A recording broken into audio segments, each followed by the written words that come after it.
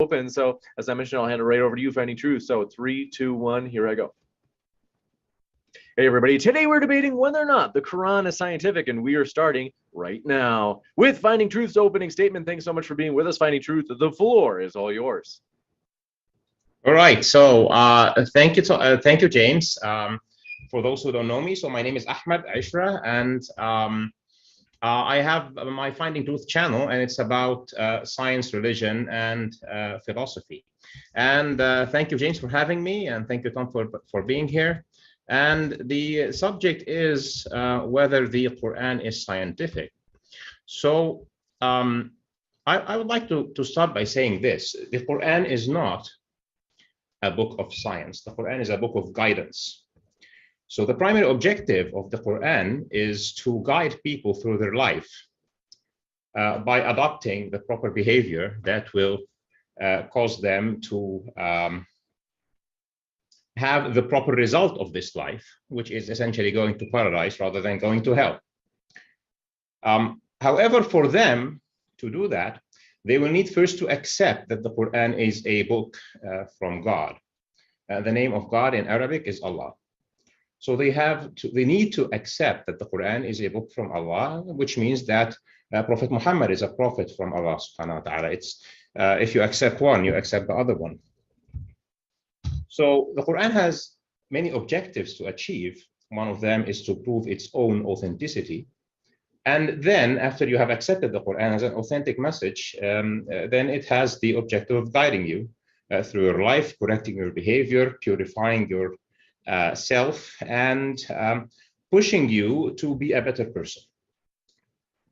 Having said that, the Quran is not a book of science. The Quran has been revealed in the time of the Prophet Muhammad, peace be upon him, in an environment where he was calling people to Allah subhanahu wa ta'ala who were not interested in science. So the Arabs in Mecca and the Arabs in the Jazeera, in the Arab Peninsula, where it was not one of their virtues that at that point of time they were specifically versed in science. They were specifically versed in language. So they cherished their language, they cherished poetry, they used it as their medium for spreading news and for recording their history and for many other things. So the Quran directly head-to-head challenged them in the best thing that they held pride in, which is linguistics. It challenged them to produce a book like the Quran, which they submitted that they couldn't. Yet the Quran is not a book that is revealed to certain people at a certain place at a certain point in time. So having said that, and the Quran being sent from Allah, who is the all-knowing, all-powerful, in the design of the Quran is designed to be able to address people any place, any time, since the time of the message until Judgment Day, which includes this time of ours. So now, the author of the Quran has this problem that he needs to solve. Let's give this parable. You need to be Einstein. You need to go into a class where people are in, I don't know, primary stage, third grade, and give them the one speech that will explain natural philosophy to them, or that will explain physics to them, or that will relate their life to science. And they're taking notes. But you have the problem that you need to give them this one speech that will be of benefit to them at third grade, at fourth grade, at high school, in university, and in postgraduate. And to the extent that they have understood later in their life special and general relativity, they can still relate to the notes that they took 20 or 30 or 40 years ago. So the Quran was a book that was revealed to humanity in its infancy in relevance to science. However, it does strange things. So number one, the Quran makes a specific claim at the very outset of the Quran in the order of recitation that it has no mistakes. in Surah Al-Baqarah, which is the second surah after Al-Fatiha, which is the opener, which is a small surah, 7 ayahs. The second one is a big one. It says, Alif Lam Mim, ذَلِكَ الْكِتَابُ لَا رَيْبَ فِيهِ. Alif Lam Mim, this book, there is no doubt in it. Hudan lil-muttaqin, guidance to the pious. So the Quran starts almost at its very outset by saying there are no mistakes in this book. When an author says that, and the Quran within its text addresses issues that can be related to nature or to science, it is essentially a claim that you cannot find a scientific error in the Quran. The Quran also within its text uses this, I have tried to frame it in my own words in English. It says this, وَلَوْ كَانَ مِنْ عِنْدِ اللَّهِ لَوَجَدُوا فِيهِ اخْتِلَافًا كَثِيرًا. And if it refers to the book, was from anybody but Allah, they would have found many differences in it. And it's referring to contradictions. If this book, as big as it is, addressing so many vast topics that it is addressing, it is essentially laying down the following inference. So premise one, human work has mistakes and contradictions, but God's work doesn't. Premise two, the Quran does not have such mistakes and contradictions, and hence the conclusion it wants you to reach, that if you can go through the Quran, which is in the modern print is like 600 and something pages, and you cannot find a mistake or a contradiction, then you should reach the conclusion that this book can only be from Allah subhanahu wa ta'ala. Now, to achieve this mission, the Quran uses language that is sophisticated language. It uses different layers of meaning. So it gives the audience who can be at third grade and listen to it, meanings that can relate to their life and to their level of understanding of science, and they can make benefit of it. And when they refer back to their notes when they are in high school, they can see further meaning in it. And when they see their notes in college and in postgrad and in their general life, and when the new space telescope returns images to Earth, they can still relate to their notes and understand more and more every time. And this is when Muslims refer to the scientific miracle of the Quran, they are not referring to science having miracles. They are referring to the fact that the Quran addresses issues of nature and issues that can be uncovered by science through time in a way where statements that are made can be understood to be consistent with science as science advances. Another thing that the Quran does is that it pushes Muslims to research and to look into issues of nature, to look into the complex issues of nature, to look into the hidden and far away and minute issues of nature, because it challenges them that when they do that, it will show them that the message of Islam is true through showing them that the Quran is true. So it says that there are topics in nature that when you are going to research, you will either resolve that this universe cannot be there except by a creator, or that the creator is indeed the one who has sent the message of Islam, or actually both. Having said all of that, my personal experience is, so just a little bit about me. So I'm an electronics and communications engineer with a major in computer and control. I did my master's courses in computer and control, and I also did a master's of business, and I studied Islamic Dawah. So as a person, I spent also 30 plus years career in computer systems, implementing complex computer systems. So in my personal career, and what I see in the careers of fellow Muslims, is that when you are deep in a specific branch of science, and while you are reciting the Quran, the typical reaction is you will stop at this ayah, and you will find an insight that you can relate to your specific field.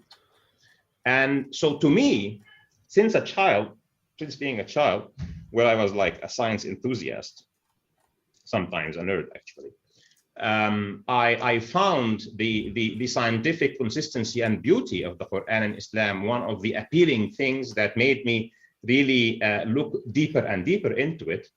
And this feeling have not gone anywhere but deeper and stronger as I grew up and I understood more about science. And I have seen the same with people who are specialists in their field that I know.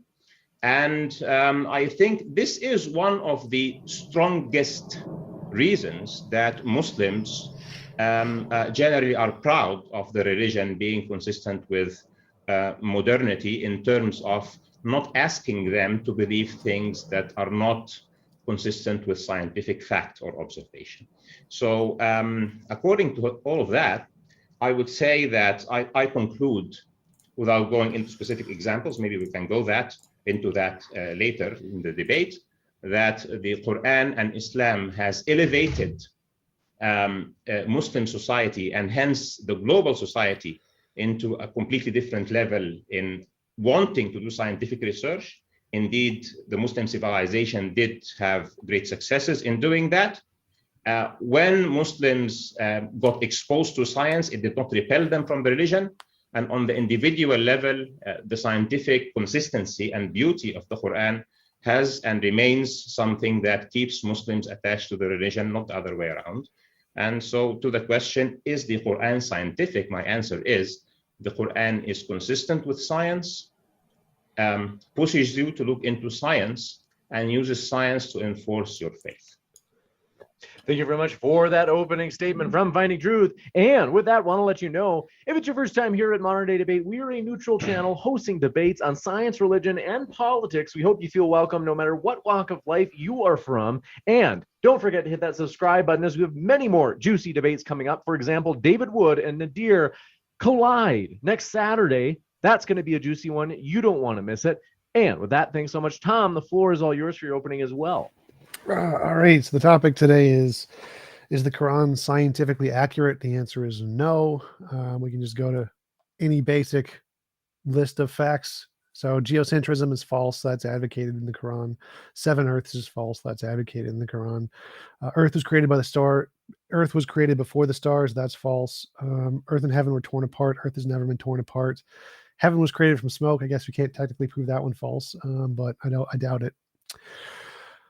Similar size and distance of the sun and moon, that's false. Moon split in two, that's been proven false. NASA specifically said that has not happened. Nature of the moon's light is reflective of the sun, not what the Quran says. Meteors as stars fired at devils, that's false. The sky in heaven is a ceiling, that's false. The sky is a guarded ceiling, that's false. The sky is something that can fall, that's false. Heavens to be rolled up, that's false. Stars is something that can fall, that's false. The cause of shadows changing lengths, they got that one wrong. Disregard of the North and South poles, they got that one wrong. They're wrong about biology and evolution. Humans created from clay. Well, that was actually kind of close. I'm okay with that. We'll grant that one from the RNA on clay thing. Close enough. Embryology, sperm originating between the backbone and the ribs, that's false. Embryo forming from semen, that's false. Disregard female ovum. Humans created from a blood clot, false. Gender decided at clot stage, false. Bones formed before flesh, false. Or all organisms created in pairs, false. Fetus, 3 layers of darkness, false. Functions of the heart, they got wrong. Source and purity of milk, they got wrong. They also got geology and meteorology wrong. So flat Earth, wrong. Facing towards Mecca, wrong. Fasting and prayer requirements near the poles, wrong. Earth is spread out and flat, wrong. Earth is like a carpet, wrong. Earth is like a couch. We'll grant that one. That was kind of funny. Earth is like a bed, wrong. Earth is stretched out, not really. Earth is a level plane, wrong. Permanent barrier between fresh and salt water, that's false. Definitely, obviously false. Mountains prevent the earth from shaking, that's definitely false. Mountains are the result of the earth's shaking. Mountains cast upon the earth, definitely false. Chest contracts with altitude, that's false. Earthquakes as punishment, clearly false. Disregard of evaporation and water cycles, they got that one wrong. Mountains of hail in the sky, that one's wrong. Allah smites with thunderbolts. Well, I don't think so, unless he smites trees. Zoology, ants converse and recognize humans. Nope. 4 types of cattle. Nope. And just biology beats you. Horses created as transportation. Nope. Evolution got you on that one. All animals live in communities. Nope. Jaguars pwned. Bird flight as a miracle. Like, no, it's not. That's like the bee. How do bees fly? Like, it's silly.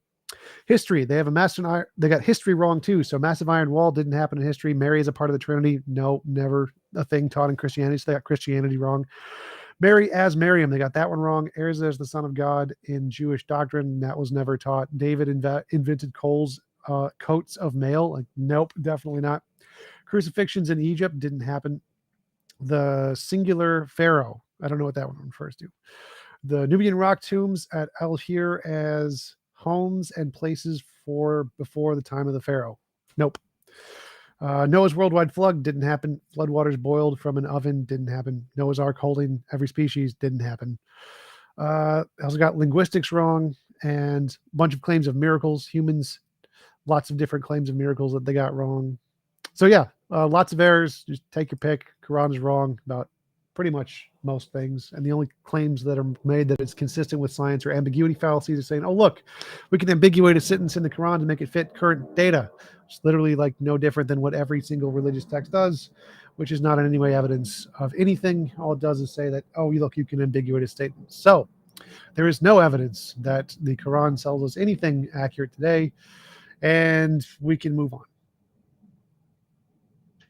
With that, we're going to jump into open conversation. And as I mentioned, folks, we have many more juicy debates coming up. So don't forget to hit that subscribe button. And we're going to jump into open conversation. So gentlemen, giving each other plenty of time to respond. Let's start with the open conversation. All right. So, Tom, I stopped at number 11, and I didn't write any more. So you're essentially reading from a list. Yes. So let's pick your favorite and take as much as time can take with us. I can do the reverse and tell you about some of the things, for example, that the Quran, I see that they are inspiring in terms of relaying a scientific fact that was not actually, could not be known at the time of the Prophet. But let's do it, since you started your statement by stating things that are mistakes. Go ahead, pick one, and I give a response if it's within my area of knowledge. Sure. And this has nothing to do with science. We're specifically discussing the Quran is scientific. It's a claim about a different religion which was objectively false. So that's a claim about reality that it got wrong. That's a mistake. Yeah, but if you already want to make this, if the Quran is historically correct or the Quran is theologically correct with reference to other religions, it's a different debate. Well, so if you can just pick one of those things. No. I did. And I can answer you. So you said the Quran has no mistakes. Here is a mistake. Quran debunked. Yeah, so, this is actually a general statement. But this debate is about whether the Quran is scientifically correct or not. I'm not a theologian, and I do not want to change this into Islam versus Christianity. I do debates with Christians, and some of them are evangelists, where I'm completely okay to set another debate whether the Quran represents Christianity or Judaism or any other religion that's mentioned in the Quran. So you're admitting it has a mistake. So you're admitting it has a mistake. I just want to keep within the scope of this debate. Well, you said any mistake in your opening. Any mistake. This is a mistake. So you're admitting it has a mistake. Yeah, I said the Quran in general challenges that you cannot find a mistake in it, and that this would also apply to science, which is the topic of this debate. So as far as whether the Quran is scientifically accurate or scientifically correct, if you can point out a mistake in the Quran that relates to science, then you have won this debate. Well, if you cannot, then the Quran is scientifically correct. Well, you can argue that it is not theologically correct. You're deflecting. So I brought up a point. I'm not. This is a point that is a mistake in the Quran. One of the points that many Muslims bring up, and you brought up in the openings, that there are no mistakes in the Quran.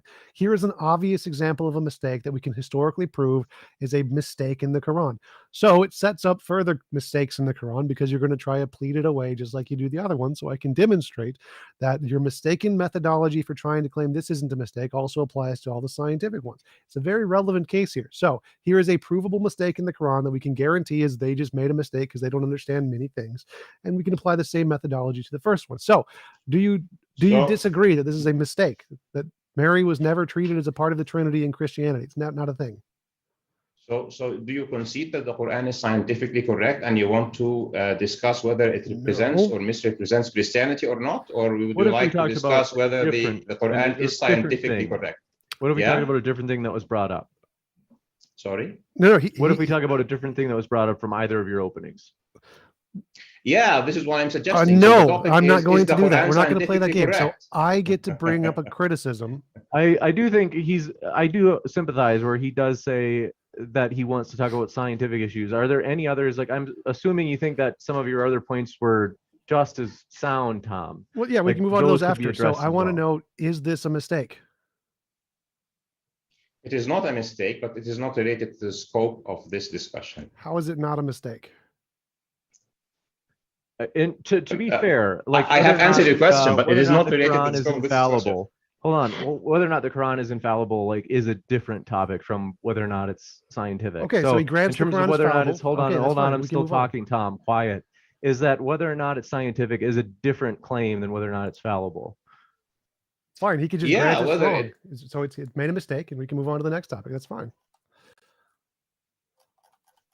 Well, it's to be fair, it looks like it's pretty clear he's not going to grant that, and he doesn't consider this a scientific claim.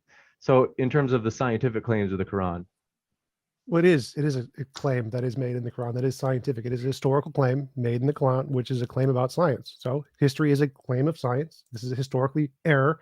It is a scientific claim.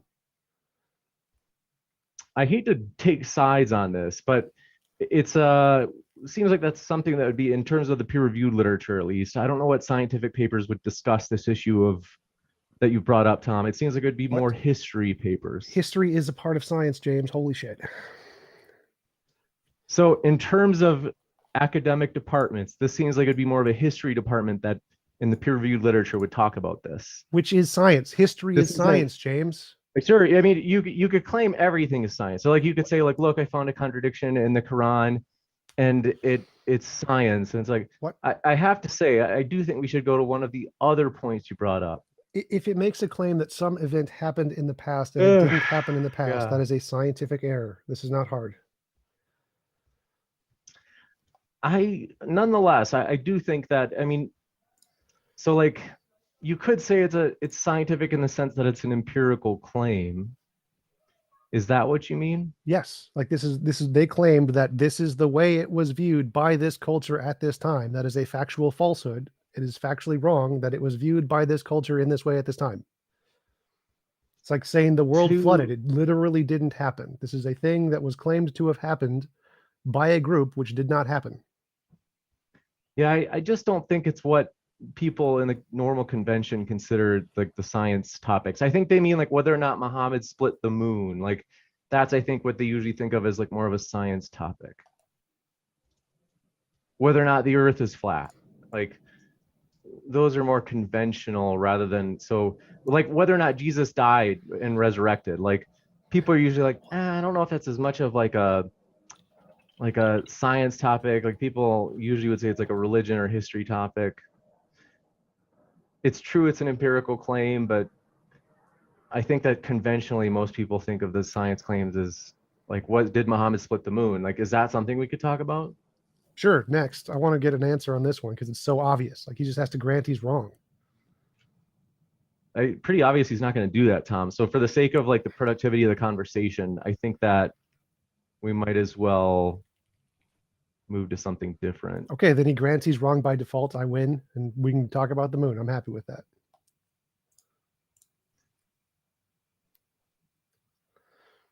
Okay, Tom. So I think it is pretty obvious that whether Christians believe something or don't it has nothing to do with science. It has to do something with theology and history of religion.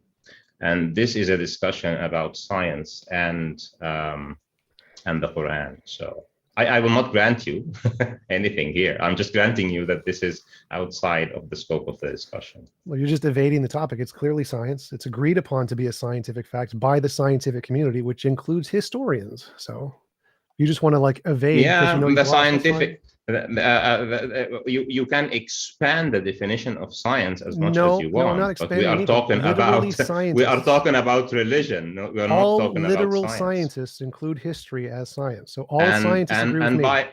And by the way, your very question is incorrect because the Quran does not say that Mary is part of the Trinity anyway. Yes, it does. No, it doesn't. But I am not going to go into this. So NASA, no current scientific evidence reports that the moon is split in two. All right, Quran debunked. No moon split in Okay. two. Okay, so nice one. So when the Quran refers to miracles, the Quran does refer in Surah Al-Qamar to the matter of splitting of the moon. It says, اقتربت الساعة وانشق القمر. The last hour or judgment day has come close, or doomsday has come close, and the moon has split. And the exegetes of the Quran look at this verse. They have two opinions. One opinion that this is related to a historical event that happened during the life of the Prophet Muhammad, peace be upon him, where the infidels in Mecca challenged him for a miracle. And the challenge related to splitting of the moon, and he did split the moon, and he called them out for it, and he said, do you see the moon split? And they did not accept it. So this is one opinion. The second opinion is that this is actually not related to a historical event, and that it is related to something that will happen to the moon before doomsday. So according to the second opinion, this matter is not an issue. Now, according to the first opinion, because the first opinion is actually in Hadith and not in the Quran, when Allah subhanahu wa ta'ala makes a miracle that is to a specific group of people, and then he removes the miracle, it is not part of the proof of this miracle that it is not necessary that you will do an investigation and find evidence for the miracle.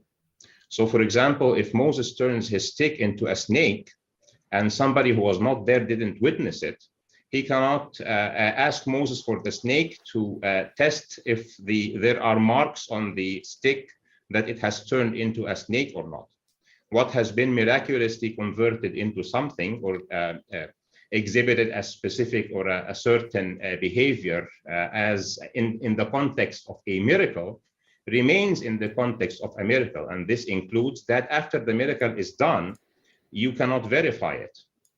And the miracle of the Quran is not something that you will go, the miracle of Islam, Allah subhanahu wa ta'ala has chosen that he is not going to make, people will not be attracted to Islam through physical miracles, like Jesus used to raise the dead, or Moses changed his stick into a snake, or split the sea, or whatever. Also, if somebody comes and says a similar claim about Judaism, I will not accept that Moses split the Red Sea unless I find the location where it was split and I find physical evidence that the sea was split in that place. Sorry, if God splits the sea, he can also return the sea in a way that you will not find evidence. And if he splits the moon, he can also, miraculously now, he will also return the moon to the extent that you will not be able to know whether it was split or not. It was a visual miracle that is related to specific people who challenged Prophet Muhammad into this. And those people, by the way, some of them became Muslims later. So in terms, this is something that you can trace back through witnesses. It has nothing, miracles are not under the investigation of this, they are not under the scope of investigation of science. So when you ask me, is the Quran scientifically accurate, that the challenge is that you will tell me the Quran mentions this thing which contradicts with a scientific observation. And if you can find something in the Quran that contradicts with a scientific observation, you have essentially won. I hate to disagree, finding truth. It's like kind of like, I can kind of give you the benefit of the doubt on the history one. To say this one isn't a science claim is like, geez, like what is a science claim then? Because there's an argument to be had in terms of where Tom came from, the historical perspective, saying it is a science, where it's an empirical claim. It's, it's science. You could say scientifically, you can investigate it. And I was willing to give you the benefit of the doubt on that one, because but in this case I'm like, it's like I don't want to move topics from this one, because it's like, if this one isn't a science, like I don't know if we're gonna find anything that is. Okay, so now let me tell you this. is splitting the moon a miracle as described in the Islamic discourse, or is it a scientific observation that you can observe today? Yeah, we can Now, my observe. answer to that, yeah. Well, just to clarify, so you agree all of the scientific evidence says this doesn't happen. There is no scientific evidence it did happen. Therefore, the most rational conclusion is it's a made-up story like all the other ones that don't have any scientific evidence, right? No, I don't agree, because absence of evidence is not evidence of absence. Yes, it is. So literally, if I say no, it is not. One sec. Absence of evidence is not evidence of absence. So if I say there is no water in my cup and I look in my cup and I don't see any water, the absence of evidence of water is evidence of the absence of water. Yes, it is. Yeah, because your cup is something where you can do an exhaustive search for water. No. Okay, so but you cannot do an exhaustive search in the moon at the time where the miracle happened to verify or not verify that it happened. It is a miracle that happened at a specific point of time. You cannot. So the cup analogy was just to refute your claim that absence of evidence isn't evidence of absence. Yes, it is. So yeah, because you're putting a claim in a generic sense. No, I'm literally addressing that. So if a claim is made that something occurred and there is no evidence of that thing, that itself is evidence it's something that was made up in a human mind. So it applies to anything, essentially, not just cups or moons. If you have no evidence of something occurring, then that is evidence that it was probably made up by a human in their imagination, which is the consensus among science, is that this story is a thing that it's made up by a human in their imagination. So if you agree there is no scientific evidence that the moon was split in half, that is evidence this was made up by a human in their imagination. No, I already told you I disagree about that, because it is a well-known correct statement that absence of evidence is not evidence of absence. I literally just proved that false. So yes, it is. You have not proved that false. You have selected an example that is of a specific construction that will lend itself in that specific case. But if I tell you, for example, there is no water in the United States, for example, and then I use and then I give you a challenge within the to run as fast as you can and find water, and you can't, it doesn't mean that there is no water, actually. It means that just you could not find.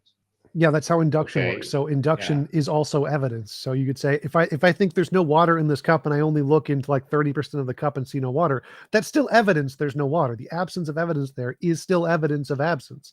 There is now evidence that you did not find water in 30% of the cup. But since you have not investigated the other 70%, you cannot make an affirmative statement. Yes, you can. It's just induction. Like, this is still evidence. It's still evidence, but it's only partial evidence. It's still evidence. Absolutely. Yeah, I would agree. It is partial evidence to the extent of your knowledge. So now what I'm saying absence of evidence is evidence of absence. Like, it's still evidence. Your statement is literally false. Absence of evidence can and is evidence of absence in many, many cases. Absence of evidence in a scope that you have exhausted is evidence of absence. There's literally no such thing. Okay, but once you make a general statement, okay, about something, okay, so there is no life in the universe, okay, and your evidence is we did not find life in the universe yet. I'm sorry, this is not evidence for absence of life in the universe. This is evidence that you have not found any life in the universe yet. Only, full stop. Okay, so you can say, to the extent of my research, I did not find life in the universe. That's literally how all science works. All science is by the extent of our research. This is the conclusion we found, and we can infer things in the future. So there is no such thing as a complete system. So you are comfortable doing your very specifically focused scope of an example. But then, according to my example, why are scientists still looking for alien life in space? They can say, we have looked, we didn't find. The absence of evidence is evidence of absence. Because we have looked in, I don't know, we have sent telescopes, and we have looked for a signature for life. Yes, that's a good question. It's a good question. So the reason we continue to look for life is because there's other directions of evidence that indicate there could be life, namely the fact that how life evolved was abiogenesis. So because we have a different line of evidence that indicates there is or might be something there, independent of the lack of finding any, gives us reason to look. There is no independent evidence to make us think that the moon actually split in half. There is good evidence to think it didn't split in half. So the absence of evidence is evidence of absence, and that is the consensus position. No one's really researching that because there's no evidence to look for it. There is good reason to think life might be out there. There's no reason to think the moon might have been split in half.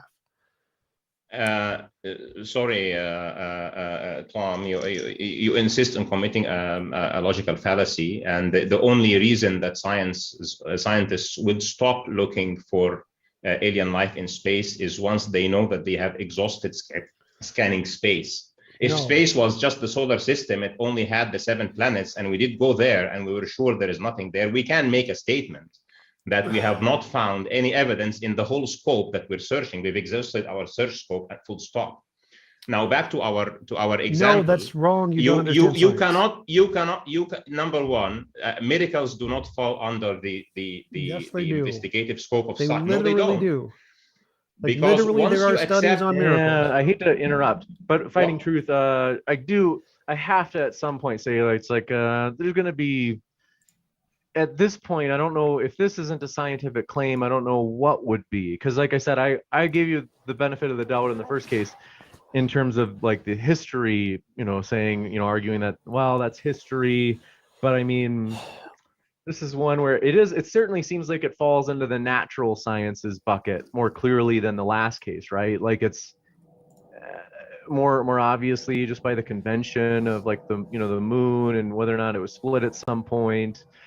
And rather than, usually that you could say it's more clearly natural history. How about that? Because there's natural history usually referring to like the natural sciences, biology, chemistry. So this one is, just so we don't spin our wheels too much, I've got to side with Tom on this one, that I do think this is more obviously a scientific topic. We might have to move to another topic again because this is.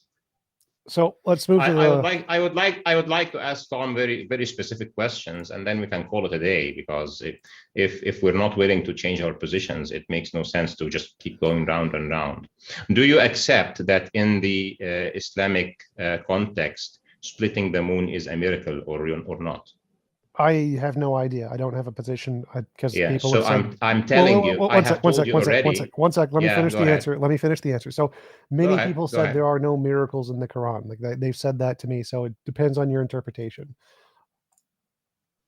Okay. So I have already told you that the event of the historical splitting of the moon is already not in the Quran. Is in the Hadith.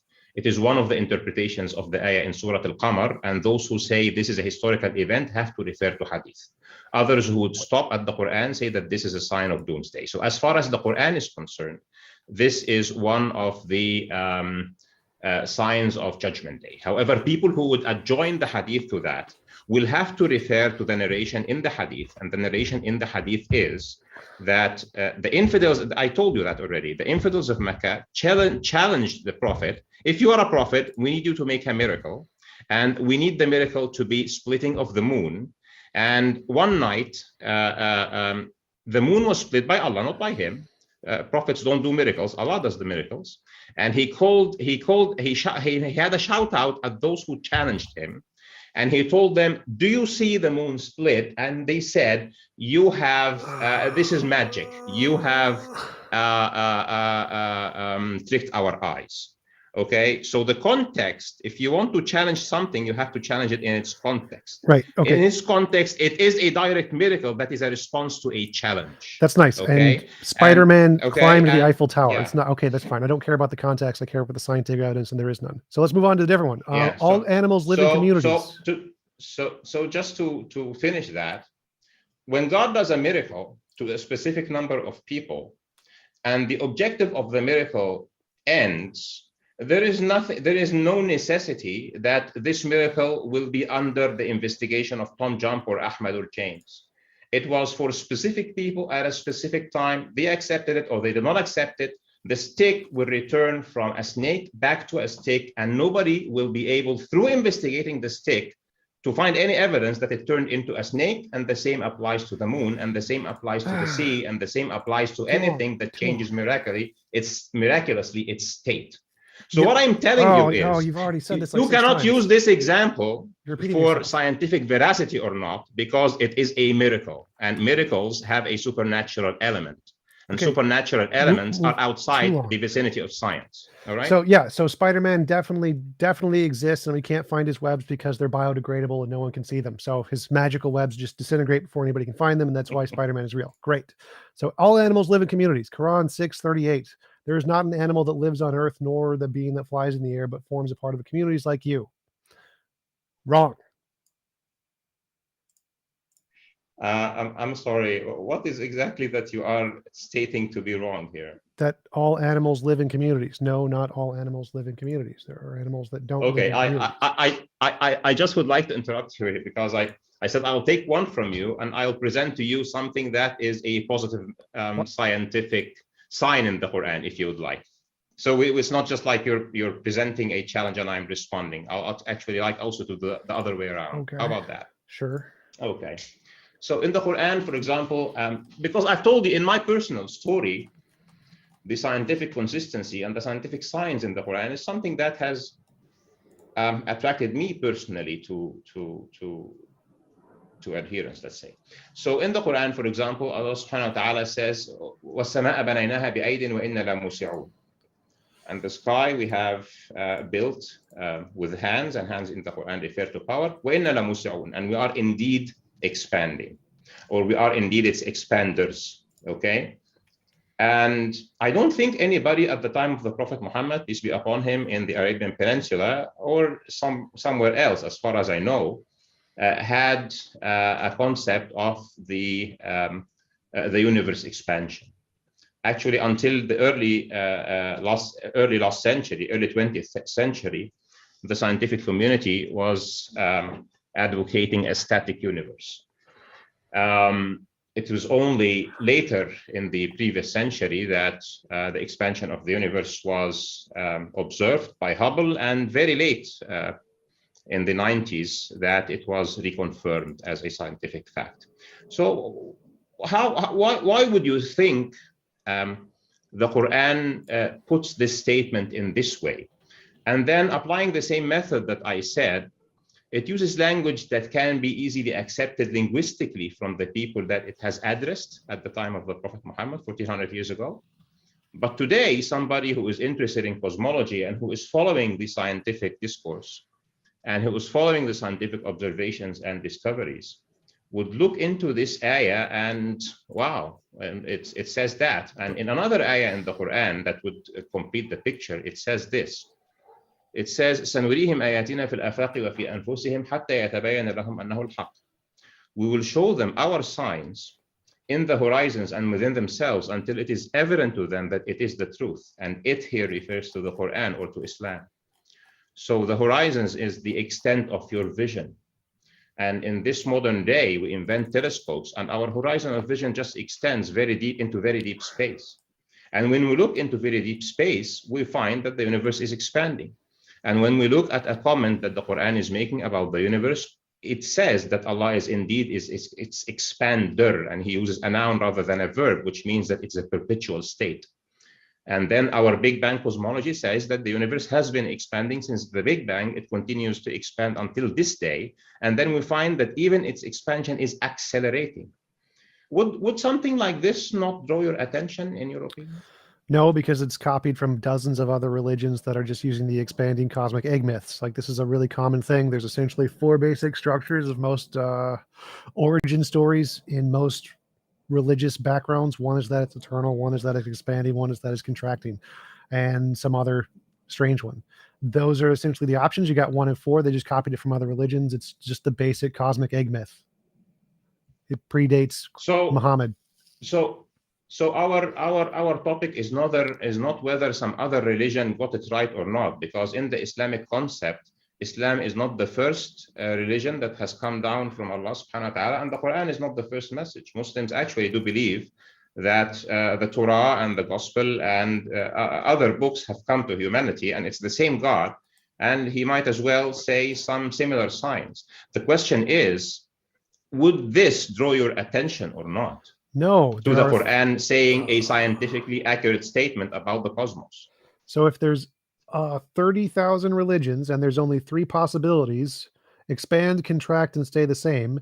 About a third of them are going to get it right by random chance. This is not a mythical option. It's just, oh, look, they guessed one of the three options. Congratulations. Except that the typical naked eye observation does not lend itself to anybody believing that the universe is expanding. It will lend itself to the universe being static, actually. No. So somebody putting his stakes on universe expansion looks like somebody who knows something more, in my opinion. However, if this is your position, I rest my case. No, there's lots of different Hindus that say that the world is expanding and contracting and all kinds of things. The fact that you don't see it is irrelevant. Like literally, you couldn't see most things scientifically back then. So this is again irrelevant. So if you're saying that, oh, it's evidence that they guessed the world was expanding, well, then it's also evidence of Hinduism where there's multiple gods. Congratulations. It's not evidence. Great. So my comment to that, because I think I just proved the point that I am actually interested to prove here, which comes in threefold. So I'm going to summarize. Number one, even Hindus, every nation or every community on earth was not left astray by Allah subhanahu wa ta'ala. He sent to them their messengers. And at the root of the Hindu religion, there is a message from God. Hindus, at the end of the day, believe in Brahman, who is the one almighty God. Whether they have added to that later or not is irrelevant. The same goes for Jews, the same goes for Christians. If you talk to a Christian, and I have talked to, on my channel, to very prominent Christian cosmologists and professors of astronomy, they would tell you, for example, in the Bible, there is a mention of stretching the skies, for example, and they would go to the same direction. So I have no problem with that. My question is whether, as a Muslim who reads the Quran, when I open the news, when I open Nature or Science Daily, or listen to a news piece or a news bite about a new scientific discovery on I wanted CNN, to comment on, and it tells me a new scientific news. So you've been talking for like 10 minutes. I'd like to get some, to take I do the want verse. Go ahead. Finding truth, if you're able to wrap it up, maybe just in about 10 seconds, and then I do want to make sure Tom gets plenty of time to respond. This is my ending statement. When I hear this news bite and I go back to the Quran, I still feel comfortable that I believe in this book and that it is from Allah subhanahu wa ta'ala, and it is a series of hundreds of such coincidences, to the extent I cannot believe it's a coincidence anymore. It is an intentional entrenchment of science in this book. Gotcha. And then go ahead, Tom. So yeah, so these are actually about like 10 different quotes of the Quran here that mention this, that are all show errors in the Quran. Quran 21:30, do not unbelievers see that the heavens and the earth were joined together as one unit of creation before we clove them asunder, we made from water every living thing, will they not then believe? So the expansion, they were not ever joined together. That's not a thing. They weren't created at the same time period. It created billions of years later from different parts. There was not, water was not everything, so that was false. And verily you created the heavens and earth, and that between them in 6 days, and not of weariness touched us. 6 days, false. See, what's another one? The separations of the heaven and the earth can be read in the context of the verse mentioning something between their fully formed states. Quran 2:164, and the birds mentioning in Quran 24:41, they were not in a separate state in those contexts. So that's something that got wrong. So all these ones that mention that the universe expanding also mention things that are just literally false. The very next verse, Quran 21:31, speaks of mountains being placed here on earth. Here the earth must mean an actual world, yet modern interpretations of the previous verse hold that earth refers to merely atomic particles, and the time being the Big Bang, which shows a contradiction. So all of these things he's mentioning show the contradictions and the errors, and he's simply cherry picking one of the most ambiguous statements possible, expansion, and seeing that word can be applied to one possible thing that happened as the forming of the universe, while pretty much every one of the other verses show it's wrong. Okay, thank you. So you started with the separation, or that the heavens and the earth were adjoined. And actually, I would like to respond to this one. I can actually go one by one to everything that you have said, but you mentioned this 2 or 3 times, so I'll pick that one up, and the first one that you mentioned too. So this is actually one of what we consider as Muslims another sign in the Quran of scientific accuracy and consistency. In the opinion of many people, including myself, because I happen to be a communications engineer, and studying things like microwave background radiation, CMB, and other topics is interesting to me.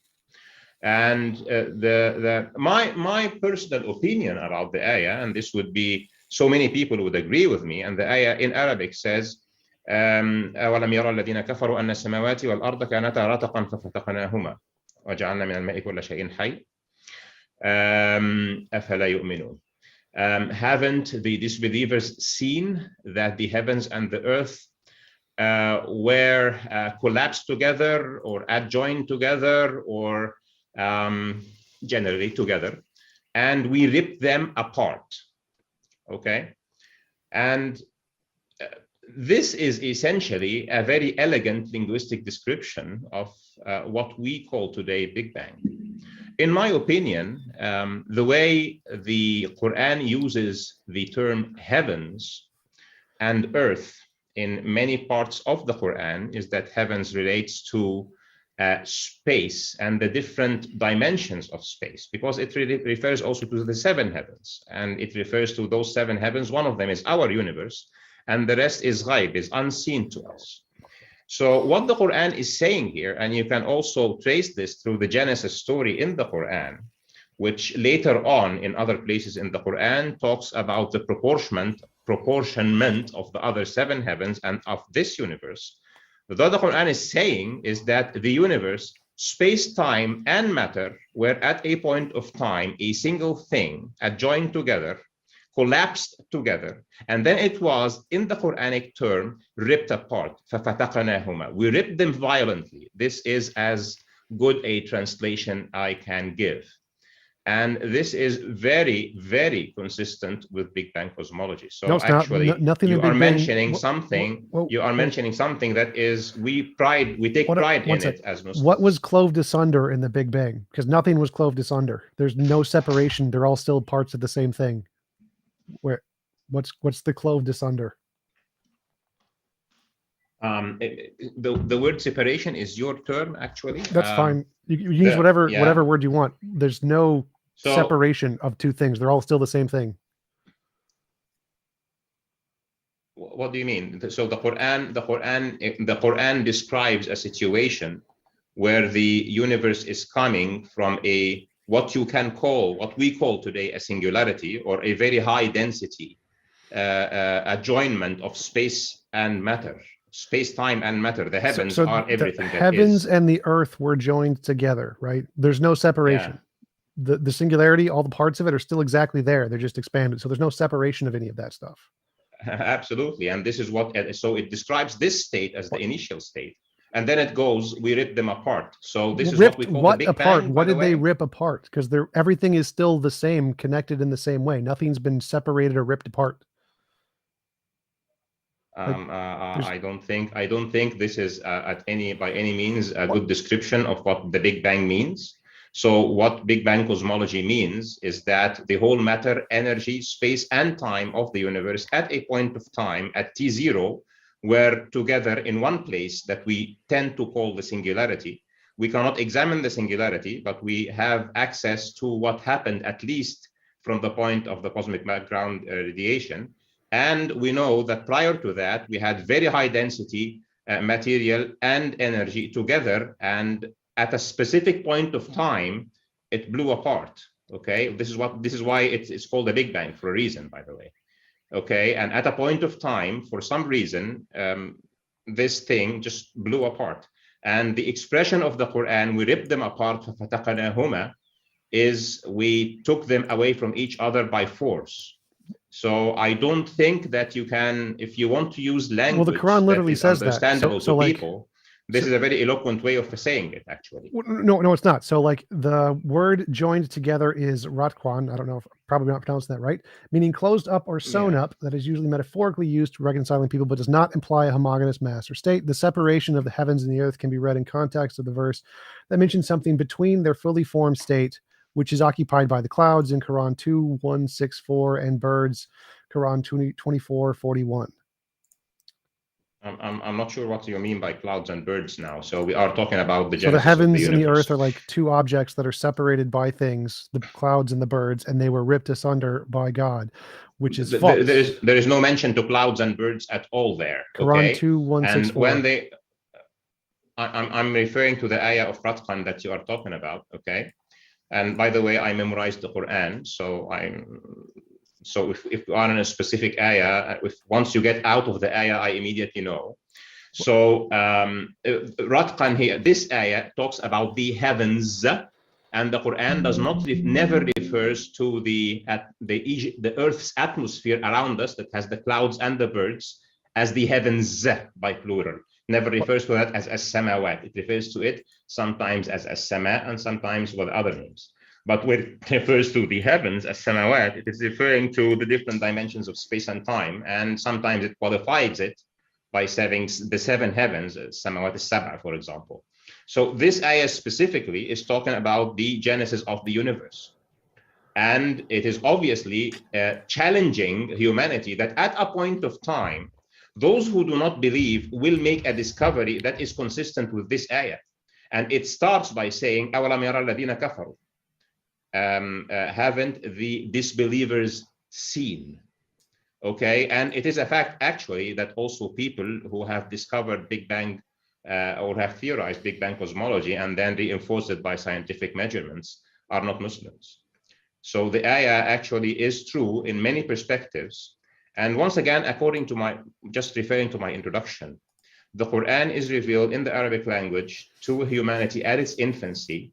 It is there as a standing evidence for humanity that it has come from Allah subhanahu wa ta'ala. So people at the time of Prophet Muhammad for 1400 years until the 1920s or 30s, or until people believe Hubble, need to look into this ayah and accept it in a way that is understandable to them. So Allah tells them still in the very old past, you do not know it now, but sometime the infidels will confirm it to you, that in this ayah he says the universe is not static. It started, collapsed together, and I differentiated it. I made it what it is today. And then in another ayah it says it's expanding. If this does not draw your attention that the Quran has scientific signs that are unmistakable, I will just rest my case. Well, yeah, it's provable that it doesn't. So like, and verily we created the heavens and the earth, and that between them in 6 days, not weariness touched us. There is no scientific theory in which the earth and heavens were torn apart from each other. The verse states that we clove them, not we clove it. Everything is it. Thereby indicating that the earth and the heavens were distinct after cloving. If one holds that the Quran 21:30 describes the Big Bang, the atomic particles would later form the earth would at the beginning have to be separated from those that would form everything else in the universe. This is, however, false and bears no resemblance to scientific cosmology, wherein the material that forms the earth passed through at least one earlier generation of stars and more recently was part of various asteroid, comets, and planetesimals orbiting the sun, which could all be described as being in the heavens, that sometimes collided and merged with others, sometimes split apart and gradually coalesced under gravity to form the earths and the planets. So if the heavens and the earth were cloven apart at some point, that means the particles or whatever constitutes the earth has to be separated from whatever constitutes the heavens, which never happened until like 4 billion years ago. Yeah, so there is no issue with about the Quran about that, because the Quran So nothing then was tells a clothed. story. Nothing was The Quran cloven. then tells a story, just as you have rightfully said now, that the process of transforming the universe from that point where it was collapsed together, the Ratq point, until the point where you have the earth in its final state, has gone through 6 eons or 6 epochs, or what the Quran describes as 6 days. And through that, it actually describes in also, again, great, beautiful, eloquent language, some stages that we can actually relate to given our current cosmology. So it describes in one of the states, okay, that the heaven at a point was smoke. And according to our Big Bang cosmology, we know that after the Big Bang, after there was a chance for energy to form photons, and then to form baryons, and then to form hydrogen. You're going away from the question. The question is what was cloven? What was this? What thingies were split? What was object A and object B that were separated? What is the cloving thingy referring to? Because it can't be referring to earth and the heavens, because it definitely wasn't those two things. So what does it mean when it says the things, the earth and the heaven, were cloven apart? What was taken apart?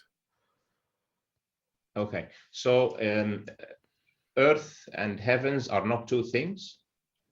Earth is matter because Earth does not necessarily mean planet Earth in the Quran. What? Earth can also mean, like, Earth does not mean planet Earth does not mean Earth. Earth does not mean planet Earth. Okay, so if I tell you I am going to bury, I'm having a little Earth in my hand, it essentially means dust. Okay. Wait a minute. I'm talking So about the like, English language now. I'm lost now, So because in the Earth Quran, can mean, one sec, clarification. So Yeah. it seems like in the Quran, like Yeah. Quran 21:31, it speaks of mountains being placed on the earth. You're saying that doesn't refer to our earth? It just refers to rocks and stuff? Okay, so you cut me off. So I was making a point that, like, the word earth in English can mean earth like dust, like can mean a piece of land, and can mean what we have called later planet Earth. Okay, in the Arabic language, it is the same. So I have started by explaining this verse to you by saying that, in my opinion, the heavens are the seven heavens, which includes our dimension and other dimensions, our three dimensions of space and time plus of space plus time, plus the other dimensions that we do not see, and there is at least 7 of them, according to the Quran, plus all the material in the current cosmos. Okay, and we are interested in if you accept this interpretation, it's up to you. But it's not saying there was one object called planet Earth and there was another object called the heavens, and we split these two objects apart. And we can falsify and test for that, actually, by going through the rest of the narrative. Because right after that, not right after that chronologically, actually, but in a different place in the Quran, it is referring to the whole cosmos in a state of smoke. Okay, and it is referring to that, while in the same ayah, Allah subhanahu wa ta'ala is talking to the cosmos, including the heavens and the earth. Okay, including the, he uses here a sama, which typically can refer also to our universe, is talking to it, and he is saying that it is in a state of smoke. And then he says, after he talked to it, and it gave a specific response, I can refer to the ayah in full, at that point, he then formed the stars. He started by forming the stars. Now, what I'm telling you is that this narrative, everything together, a Big Bang, a state of smoky cosmos, and then the formation of the first generation of stars, and then the rest of it, including the formation of planet Earth, all narrated in the Quran in different places, is very consistent with what we call Big Bang cosmology, is all what we know about cosmology and astronomy. Wait, but it doesn't say that. Like the smoke thing you mentioned, Quran 41, 11, and 12, it says, then he turned to the heavens when it was smoke and said unto it and unto the earth, a separate thing that is not smoke, come both of you, willing or loth. They said, we come obedient. Then he ordained them 7 heavens in 2 days and inspired each heaven its mandate, and we deck blah blah blah blah. So the heavens were smoke, and he said unto it and unto the earth, which was not smoke, a different thing, come both of you. So this specifically says the verse indicates a time when heaven alone, but not the earth, was smoke. This is especially challenging when it considers the earth and its mountains are described as already existing in the previous 2 verses. So the heavens and the mountains both already exist, and are like the mountains were placed on the earth prior to this state where the heavens were made of smoke. This is a problem because it didn't exist. Okay, good. So let me now turn to this ayah. So when I explained the ayah to you, I told you that, in my opinion, I can be wrong, but in my opinion, and the opinion of so many Muslims who have looked into this ayah for the last 100 years, or since Big Bang cosmology was a thing, in my opinion, that when the Quran refers to heavens, okay, he is referring, as I told you, to our dimension and to the other dimensions. And when he refers to earth in the context of Genesis, of creation of the universe, he is referring to material. And then later he refers to our planet Earth when he is talking about placing mountains on it and this and that. Okay, so he is talking to heavens in the question. So yeah, if let's say we take what you're saying to be true, and he refers to matter, where were the mountains placed when the heavens were smoke?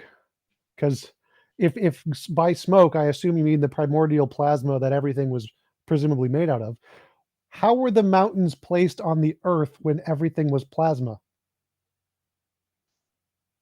Okay, so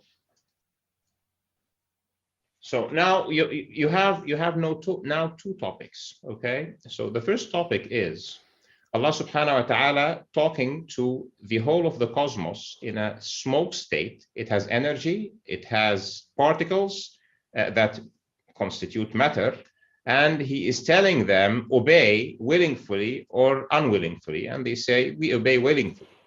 And when he does that, he says, then I turn my attention to the heavens and I proportion them into 7 heavens. Okay.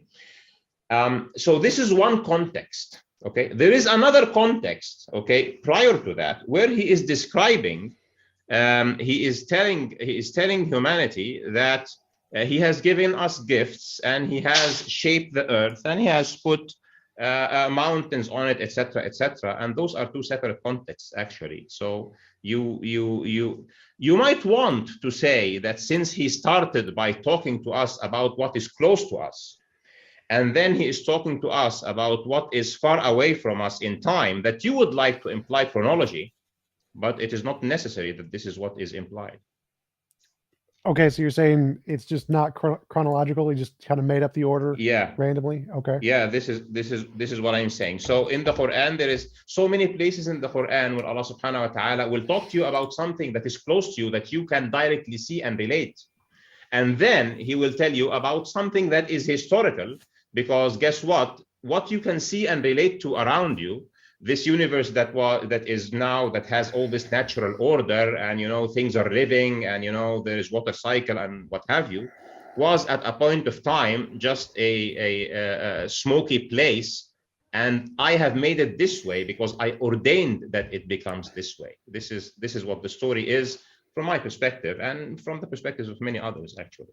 Yeah, it seems like you're just interpreting it in a way that can fit the current scientific data in order to save your own belief when it's clearly wrong. I think that's a more rational interpretation here.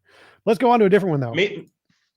Now I want to take a moral out of this, Tom, really. So if you look at a book that is telling you that at a point of time, all that was there was smoke, okay, doesn't that, like grab your attention that it is a good description at the primordial state of the universe at a point of time, and that there is no reason for an author of a book who is challenging humanity to its veracity will make such a statement unless he's coming from somewhere. It still doesn't grab your attention whatsoever. No, because smoke is literally wrong. So your best guess here is to try to say it's making an analogy to try to analogously represent the plasma that was there. But in the analogy, it could literally just represent anything. So they could literally think it's actually smoke. So if you're using an analogy to try to represent some fact previously to the universe, there's infinitely many ways it could be, and say, the analogy still works because it's analogous. It's not meant to be literally correct because it's not literally smoke. And so saying that it's analogous isn't a prediction. It's just making up a vague, ambiguous statement that can be interpreted in many ways. And you're picking up on that one sentence instead of the dozens of other sentences that are wrong. So it's cherry picking. This is a good point that you're making. However, I would like to point out to you that there is no word for plasma in the Arabic language.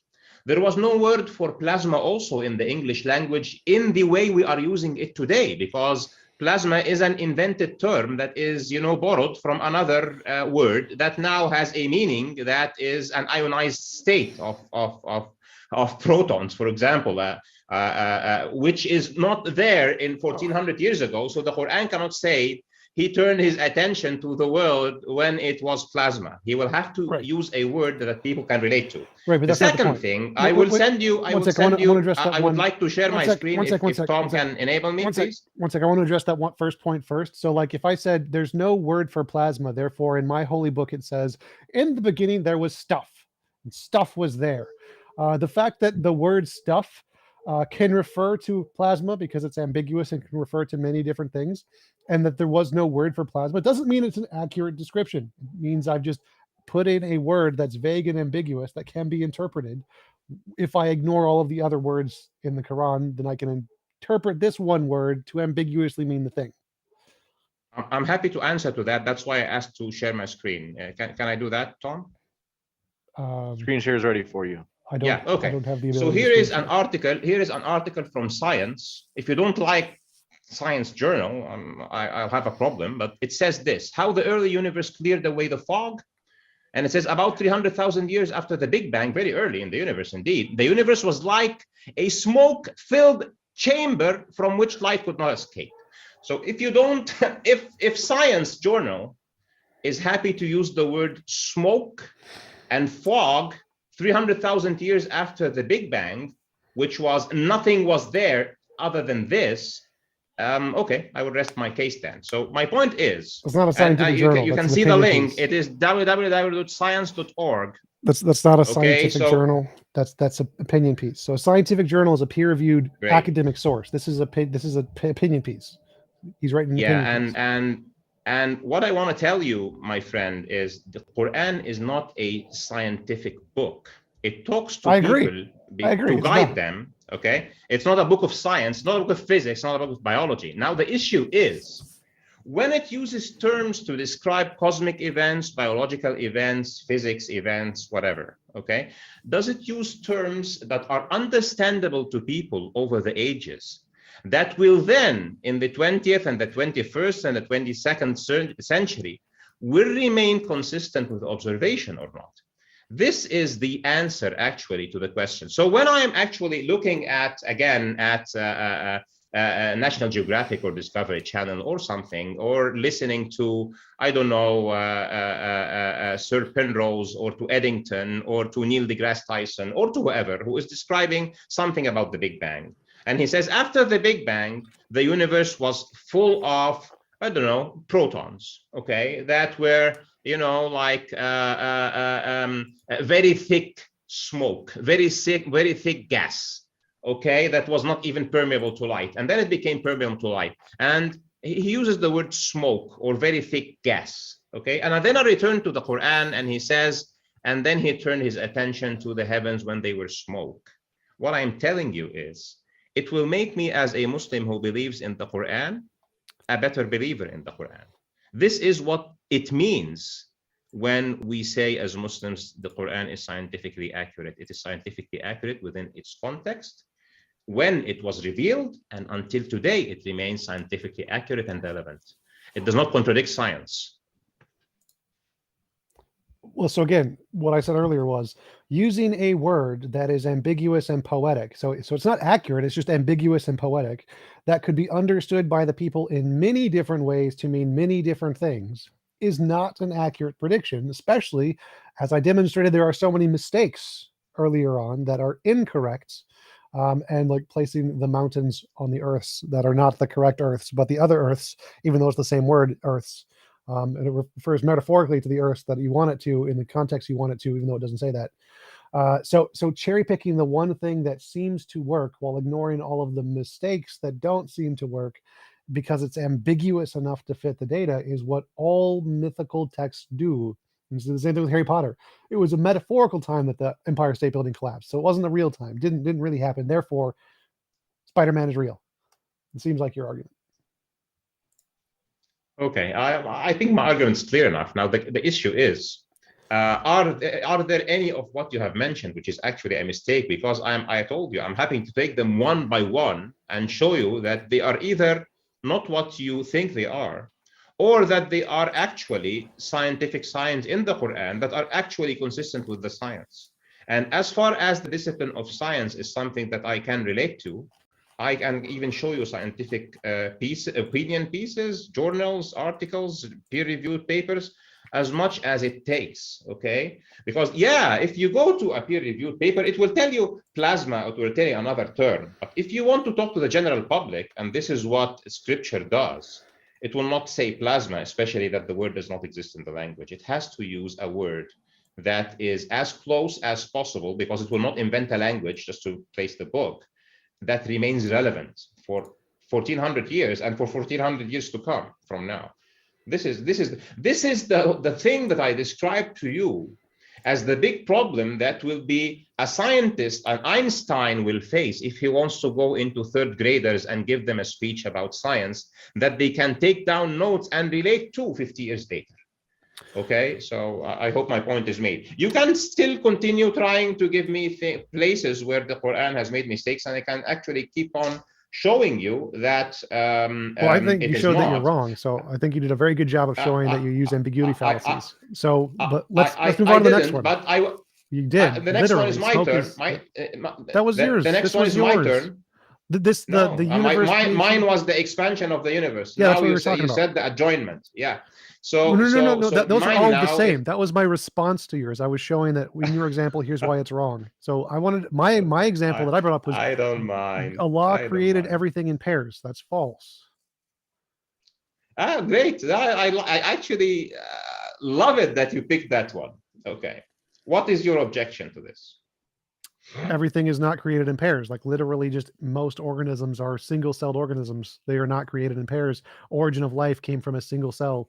There's no pairs there. Pairs are a very modern thing of certain kinds of multicellular organisms. They're literally not a thing. Wow. So like, okay. So wrong number one, 99% thank you for of the bringing time. up. Okay, so number one, thanking you for bringing up this specific example. Now, the ayah is not talking about living things; it's talking about things. Okay, and it's making this very strong claim that everything has a pair. Okay, and it occurs that. Now, the simple lay person and everybody 1400 years ago, relevant to us, was a lay person in terms of science. They said, okay, so what things can we think of? Night and day, I don't know, dark and whatever, up and down, you know. They started thinking of what would that mean? But now we learn and we know that actually our universe is based on an aspect of duality. If there is an electron, then there is a positron. If there is a quark, there is an anti-quark. If there is this, there is that. The standard model of physics is based on the concept that every particle has an antiparticle. And to me, as a person who is a communication engineer, who learns those theories academically, I relate to that in my context. Okay, so is this statement true at large, that everything in this universe has its dual pair? Yes, it is. Now you can have your objections to that. And what I'm telling you that this statement is the most generic way to describe the fundamental physics that we know about today, according to our best knowledge, which is the standard model of physics. Okay, the standard model of particle physics. Okay, says but that's not what you the quote have says. Symmetry. That's not the process. That's how I read it. Now, if you want to read you it can to make ask, up your to own tell me about interpretation, now that's single fine, cell but- organisms, it's a different thing. So you can make up your own interpretation. That's fine, but that means the Quran is actually wrong, and you're making up your own interpretation. Okay, but Quran 51:49 says, "Glory to Allah who created all things in pairs that the earth produces." That the earth produces. So we're talking about life here. I don't know if he counts mountains as things earth produce, but this means life. This literally means life. All things that the earth produces. It doesn't mean particles. Earth does not produce particles, as well as their own humankind and other things. So I don't know how you're getting this magical interpretation that things the earth produces equates to particles, because that's the earth doesn't produce particles. The earth produces animals, presumably. That's what that's the rational interpretation here. And animals do not all have pairs, like the whiptail lizard in the US doesn't do it. It's all female species, and reproduces by parthenogenesis. Like viruses aren't even necessarily a life form. They're produced by the earth, and they reproduce using a host DNA and are neither male nor female. Bacteria reproduce by cell division. Fungus reproduce by asexual reproduction. It's literally false to say that he created all things in pairs that are produced, that the earth produces. That is false. That is an objectively false statement. Tom, can you please tell me which ayah are you referring to in the Quran? Because this 51:49. text that you are referring to, I'm sorry, 51:49 does not say anything like from what the earth produces. It says in Arabic, وَمِن كُلِّ شَيْءٍ خَلَقْنَا زَوْجَيْنِ لَعَلَّكُمْ تَذَكَّرُونَ.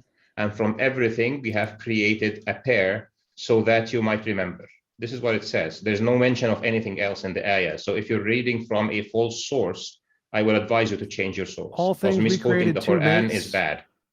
And of all things we created two Okay. mates, perhaps you will remember. Yeah, not two mates. I'm sorry. ومن كل شيء خلقنا زوجين. زوج is a couple. Well, I'm reading Okay. from Quran.com. It can also here, so it I can don't know. also it can also mean a spouse, but things do not have spouses. Now I will show you that number one, you have misquoted the Quran, so this is not, your sources are not very good. But I will show you when the Quran wants to refer to living things. Okay, for example, like male and female. All right, here it is. He Here it says is. this. He Exalted says, is he who created all pairs from what the earth grows and from themselves and from that which they do not know.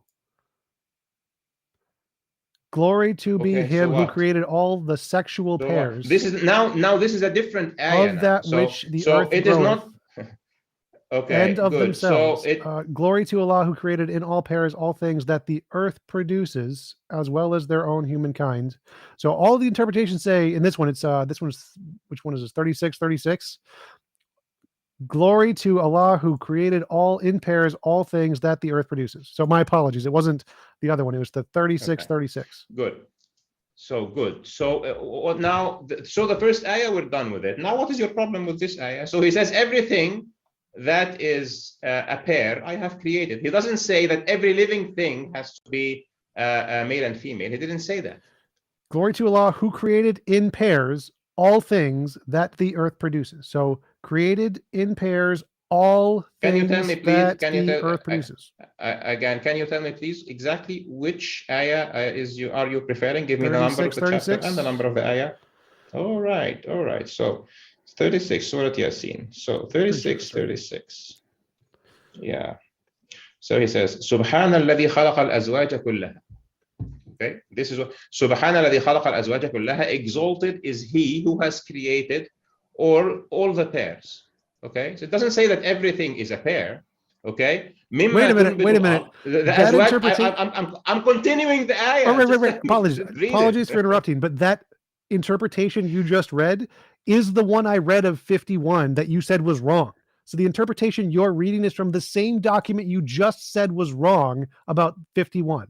My friend, you have just cut me off without finishing the sentence. Right, okay, so he says, سبحان الذي خلق سبحان الذي خلق الأزواج كلها مما تنبت الأرض. So exalted be he who has created all the pairs from what the earth germinates, ومن أنفسهم, and from themselves, ومما لا يعلمون, and from what they do not know. So he is telling you everything that germinates. Like he's talking about plants, obviously. Tumbit is, become a plant. Nabat is a plant. Plants don't have pairs either, so that's still wrong. I'm sorry? Plants don't have pairs either. Still wrong.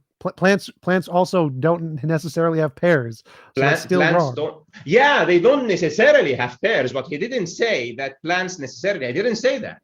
This is not an exclusive statement at all.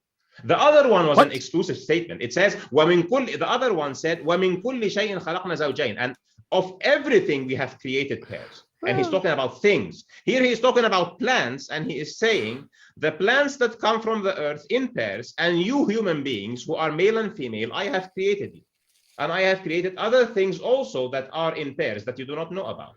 So it seems like so he's not saying that every living creature is male and female. He didn't say that.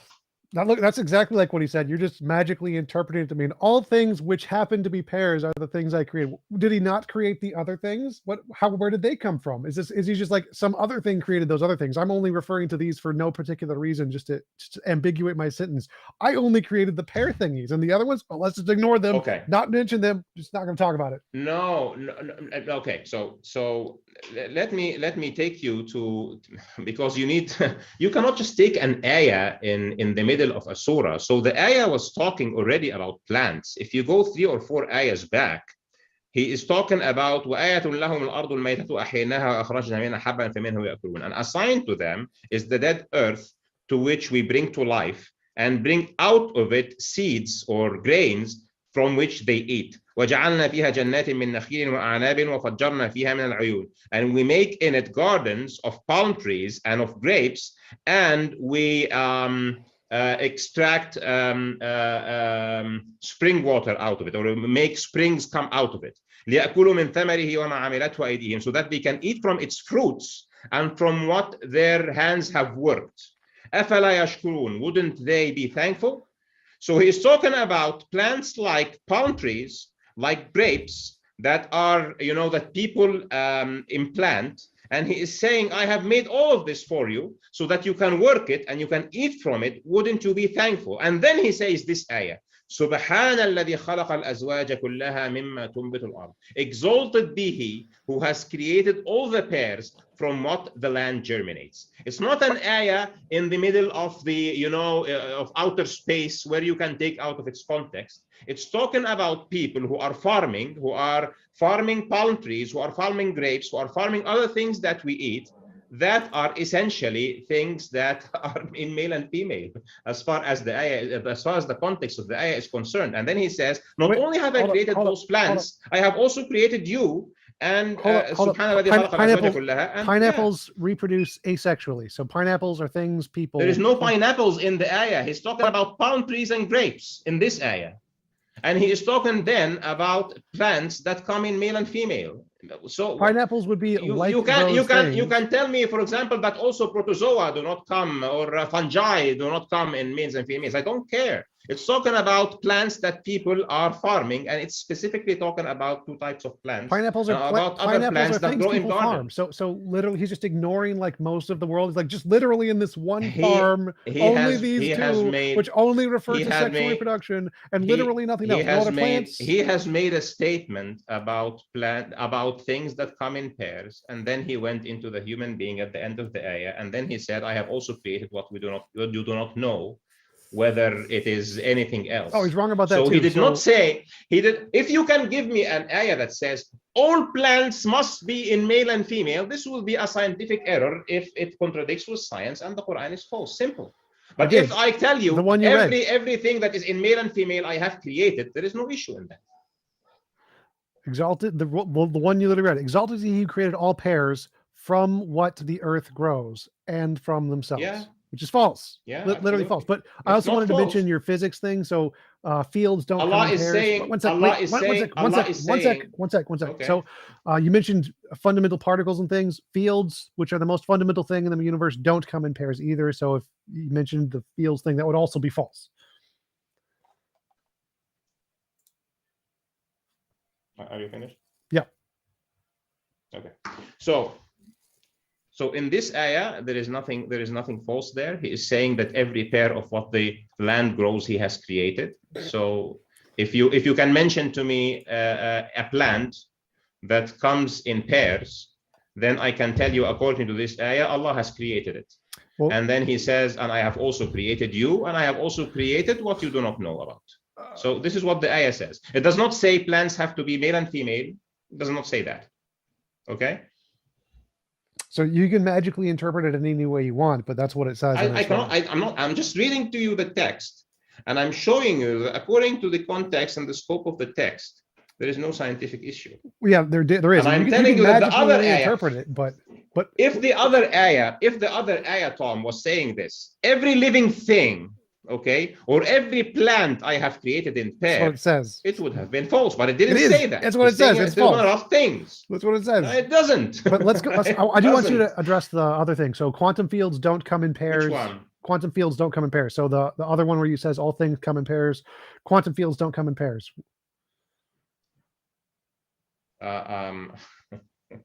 Okay, so I can argue against that in so many ways. Okay, pick one. But go when for you it. I can tell you that the field is not a thing, okay, if I want. Yes, they are. They're literal things. I don't know. However, Tom, when you represent a field by its particle, then the particle will have an antiparticle, okay? What? When you represent, you don't represent fields by their particles. Fields exist even if there are no particles. It doesn't make. Are you aware of what is particle wave duality, or are not aware of it? Particle wave dualities are fluctuations in fields. The field doesn't have a duality. Is light a wave or a particle? It's both, but what does that have to do with the field? Like, it doesn't matter. Yeah, great. Yeah, it actually matters. And What? please note that I'm a communications engineer who has learned fields as part of my study. So light is a field. It's an electromagnetic field. Light but is not quantum, a field. in quantum, I'm sorry, light is a field. Light is an light goes electromagnetic through wave. a field. Okay? Light is a thing that goes through a field. So I'm sorry, light is an electromagnetic wave, and this electromagnetic wave can Goes be through a represented field. either by a wave or by a particle. Okay, so everything that we are dealing with, whether it is energy or whether it is a material thing, can at the end of the day be represented by a particle that has an antiparticle. So everything that exists in this universe does have a dual nature of a particle and an antiparticle. No, Yes. so you're not Yes. addressing Open the what I book and you will said. see. Do the Okay. fields, if there's no light, does the field still exist? I'm sorry, you need to tell me what field you're talking about. The electromagnetic field. Does the electromagnetic field exist if there is no particles in it? The answer is yes. You could say yes here because the fields exist even if there's no particles. That's how fields work. Okay, so if something is a thing, okay, then it has a dual nature. Okay. Now, if you want Fields to are talk a to me thing. about What an is the dual abstract nature field, of fields? if something is a thing, which means it's there is an energy disturbance at that point. What? Where does it say that? Where does it say that in the Quran? Must have only if it has an energy disturbance does it have a duality. I'm explaining the science to you. I'm not explaining the Quran. So if something is a thing, it needs to exist, and for it to exist, it needs to have a certain amount of energy. And once it has a certain amount of energy, then it has both a wave and a particle nature. So does that mean God doesn't exist because by God a doesn't have particle, any energy? I'm sorry? Does that mean God doesn't exist because he doesn't have any energy? Your soul's not exist because the material. I'm talking about the material universe. Quran doesn't say the material universe. About the Quran creation says of God. all things. Quran says all things, which include fields. Fields do not have a duality. Therefore, Quran wrong. Yeah, good. This is a good try, but if you read the verse, it says that. Except all things except quantum fields. Is that in there? No, it says وَمِن كُلِّ شَيْءٍ خَلَقْنَا زَوْجَيْن, from the things that he has created. Okay, so he's not talking about himself. He's talking about his creation. So did he create quantum fields? Did God create quantum fields? God created everything. Okay, what is the duality of quantum fields? But a passive field, okay, is not a thing. What? Okay. It only becomes a thing. It will only have an ontological meaning when it has a level of energy. If it doesn't have any energy, it doesn't exist as far as what we call things. What? Okay. Now we can talk whether vacuum is really vacuum, if there is philosophical vacuum or not. Okay. But even vacuum, in our perspective, there is something called virtual particles. And we know that even when virtual particles pop up in vacuum, they are produced in pairs, a particle and a antiparticle, and then they would self-annihilate. Okay, so once that literally has nothing to do with physics. So in physics, every field is an actual existing thing. They are literal things that literally exist. Space-time is a literal field that literally exists. Yeah, what is their ontological existence in your opinion? Fields is a kind of thing. What does exist mean? What does exist mean in your opinion? What does a field mean? A field is a possibility. Okay. A field is a possibility of occurrence. This is what a field means. No, it's not. It's literally not. A field is a possibility. This is what the whole physics is built over. A field is a possibility that is represented by a possibility of existence of something. No, that's there is literally a field not. here that really. Okay. No. So an electromagnetic wave. Okay, an electromagnetic wave. If you say that the wave exists, you mean that it must have a certain amount of energy. If it has zero energy, it doesn't exist. Okay? Do you accept that or you don't? Well, a wave is measured by a perturbation in a field. The field still exists even if there's no perturbations in it. What does a perturbation mean? Just a fluctuation in the field. It could be all different kinds of things. What does a fluctuation mean?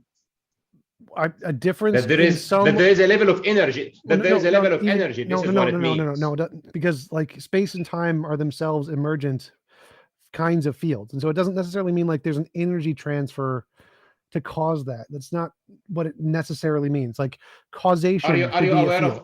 of a concept called energy density of space? Yes, energy is a thing in the space Okay. that we operate in. Doesn't Good. necessarily mean So it's everything.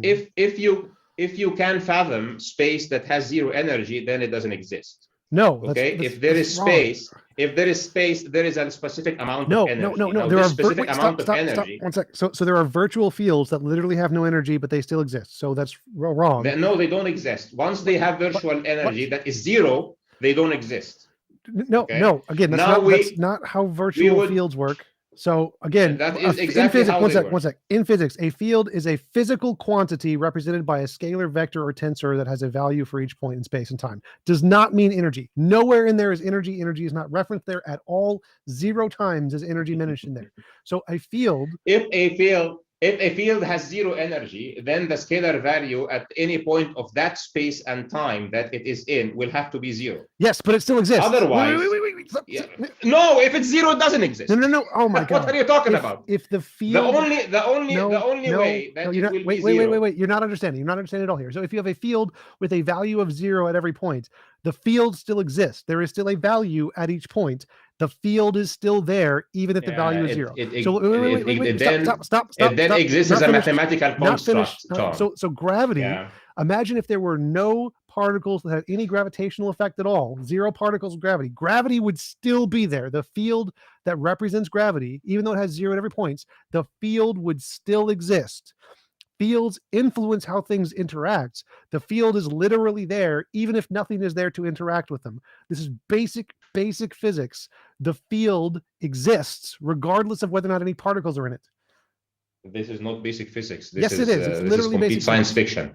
Tom, just wait a second. This is complete fiction that you're talking about now. Stop existing if particles stopped existing. It will exist as a mathematical construct in this case. It has a potential to exist when there is something that will cause it. Now, and I don't know what kind of gravity you are talking about, because gravity is essentially curvature of space-time in relativity. So does the space-time field exist if nothing is curving it?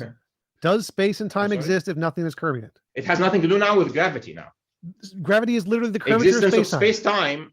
So if there is completely nothing and there is space-time that is not curved, there is space-time, there is no gravity. So this field is there. The field is there. But gravity conceptually is there. Now conceptually is something, and it becomes a thing is something.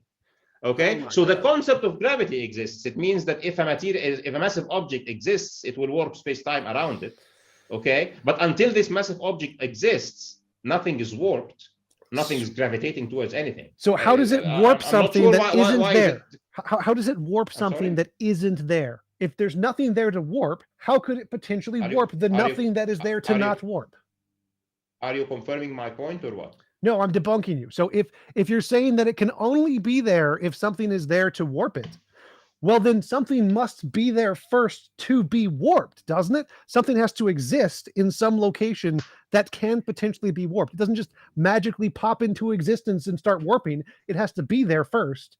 And then once it's there, then it can be warped, which means there has to be something there which can be warped, right? So Tom, I think I have just made my point, and I think what you are saying. Yeah, I'm answering you. I think what you are saying is just repeating what I am saying, not what you are saying. You are saying that something exists when it exists, which is what I'm saying. When it doesn't exist, it has no ontological meaning. Okay, it only has a concept. Okay, let's go. Right? Let's go space-time. So space-time exists, right? We agree. Space-time exists. Obviously. Great. So space-time is a field. That's how we are here now. Wait. Space-time is a field. You agree? Space-time is a field, right? No. Space is not defined, and time is not defined as a field. I'm sorry. I'm challenging you now to get me out any peer-reviewed paper or anything that describes time as a field. I'm sorry. You don't know physics, and it's obviously not your field, and it happens to be mine, and you are saying statements that are false scientifically. We are in a discussion where we As are the discussing discovery whether that the Quran space-time is geometry is scientifically. nothing but a manifestation of a particular physical No, field, the you are gravitational saying field. that time is a. You have just said now that time is a field, and I'm challenging you to produce Yes. any respectable scientific article that says time is a field. Right. Time So- is a so scalar. I said- Wait, scalar value. It is not a field. I said gravity was a field, the field of gravity. You said, oh, no, it's just the curvature of space-time. So I'm going with your words here. But As by the the way, discovery the- that space-time geometry is nothing but a manifestation of a This- particular physical field, the gravitational field. Right. So if you want to call it space-time, you want to call it gravity, I don't care. There is a field that exists, and it exists, and for it to be able to bend, it has to exist. That means even if nothing's there to bend it, it still exists, doesn't it? There is a field there. You want to call it space-time, gravity, I don't care. There's a field. What is it there that you are describing as a field exactly? I The don't understand. gravitational What field. are you describing as a field? The gravitational Gravity, field according to Einstein, is an effect that happens of due to the a existence field. of massive objects on space-time. He calls it the fabric of space-time. He doesn't call it the field of space-time. Okay. Oh my God! Oh my God! Oh my that's so God! dumb. What? Produce? I'm telling you, produce to me any scientific article that is describing time as a field. It doesn't exist. Space is not a field. Time is not a field. Okay. Gravity is an effect that emerges when space-time is warped or bent around a massive object. That is how Einstein describes it. Now Newton describes it in a different way. He talks about gravitational forces that are manifestations in gravitational fields. This is not the way the general relativity works. Now, space is not a field, time is not a field, period.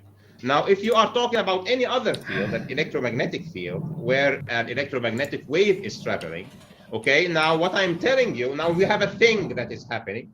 This thing can be described as a wave, and it can be described as a particle. And there is duality between wave and particle, and particles also come in pairs, okay, which is the description of the field, a particle and an antiparticle. So according to our standard model of physics, of particle physics, everything in this cosmos works in pairs. And the statement of the Quran is absolutely scientifically correct according to our own theories. Now, our theories might be wrong, and this duality that is explained in the Quran can be referring to another kind of duality that we are going to discover 100 years later. But guess what? My belief is when this is discovered 100 years later, it will still be consistent with the Quran, because guess what? Allah revealed this Quran 1400 years ago, knowing the path that we are going to go through in science. We only need to have patience. We have to have good understanding of science and to have good understanding of the language of the Quran. And that's why Muslims are not leaving Islam. The ones who understand both the language and the science find the science as an enforcement to their religion. And this is the answer to You're saying nothing. You're just repeatedly saying nothing. I just found like 50 different articles that say space-time is the result of a gravitational field. Where does the gravitational field exist? Your statement is space and time are a field. No, that's yours. I said gravity is a field. I literally said gravity is a field. You said they're a result of space-time. I don't care what you call it. I don't care about your ignorance of the field. The field exists. It can't be bent if it doesn't exist. Therefore, to bend it, it must exist, right? Yes? No? Does the field have to exist to be bent? No, not right. Once there is gravity, no, it's not right. Once there is gravity, there is an object, there is a mass that is bending space-time around it. How are you going to know that it is bending space-time around it? I don't care how you know it. You are going to know. Does it? There is something. There is something. Bent, the thing that is causing the warping of space-time is a thing. I don't care. Okay, wait. The question is for the field to be bent, does it have to exist first? What field are you talking about? What field are you talking about? Any field. For any field to be bent, no. Please does be it have to exist first? Please be specific. What field are you talking about? Any field. For any field because to bend, when you are talking about massive object, it is according to relativity, warping space-time. It's okay, because without any object, at all, nothing. Without any object at all, nothing is bent. You have to answer the question. Without any object at all, yeah. For a field to possibly bend, for any field Mhm. to bend, Mhm. does it have Mhm. to exist first? I'm sorry, fields do not bend, okay? Please be specific. Which field are you talking about? Because then when you are going to tell me space and time are not fields, Oh my God. okay? Okay, and if you just want to say, oh my God, and not believe me, please find me a scientific journal that describes time as a field or space as a field. Okay, fields and waves and particles exist in space and time. Okay? What is a Space and gravitational time wave? is the container. What I'm is sorry? a gravitational wave? A gravitational wave is a propagation of the warping state of space and time. Holy shit, it does, but it bends. Oh my God, it bends. So to bend, And does it this must is exist? the definition. This is the definition of a gravitational wave, Yes, not a so it gravitational bends. field. So it bends. Okay, and To the result bend, that there can be does it the result have of to a gravitational exist? wave. The result of a gravitational wave is two hugely Does it massive objects that exist? are interacting So together. you- Okay, like two James, black he's not holes, for answering the example, question. Oh my God, I coming don't together. understand. I'm I don't sorry. understand. To bend doesn't. If anything bends, if there are any perturbations in anything, does the thing have to exist first? And if it does, Okay, great. and it doesn't So have you a are once pair, that proves you your interpretation of the you Quran are wrong. you are once again going back to the using the term perturbation, which means that there is energy, which means that it can be represented into waves that have a particle duality, which means that there is particles and there is antiparticles. This is how the universe is constructed. Simple. What do the waves exist in? Those particles and antiparticles, what are they in? What is the thing that they are inside of? They are inside space and time, Which is space and time. what created space and time? What are they? God created them. I don't know what's the meaning of this question. What Basic created physics. space and time? What This is creates metaphysics space? now. This is not No, physics. What no, created this is everything is God. Google emergent metaphysical spacetime. question. Google emergent spacetime. Spacetime is perturbations in a gravitational field. Basic physics. Oh man, perturbations mean that now again. Again? We go back to the same point. Once there is a perturbation, there is either mass or energy. Okay, mass and energy are dual themselves. There is something that exists. This something that exists that is causing the perturbation. Energy isn't dual. Is a thing. What is the negative? What is the opposite of energy? Okay, so energy exists in packets, in quantum packets that are represented in particles, and it is our best scientific theory that those particles exist in pairs. I didn't ask about the particles. I asked about energy itself. What is the pair to energy itself? What kind of energy? Any kind. Pick any kind of energy. Any kind of energy is represented in the particle standard model of physics. No, that's still any kind of energy. I'm answering your question. Any kind of energy. You have to tell me what kind of energy. It's an electromagnetic energy. What kind of energy? Okay. What kind of electromagnetic energy? What is the opposite of the electromagnetic spectrum? What is the opposite? What is its pair?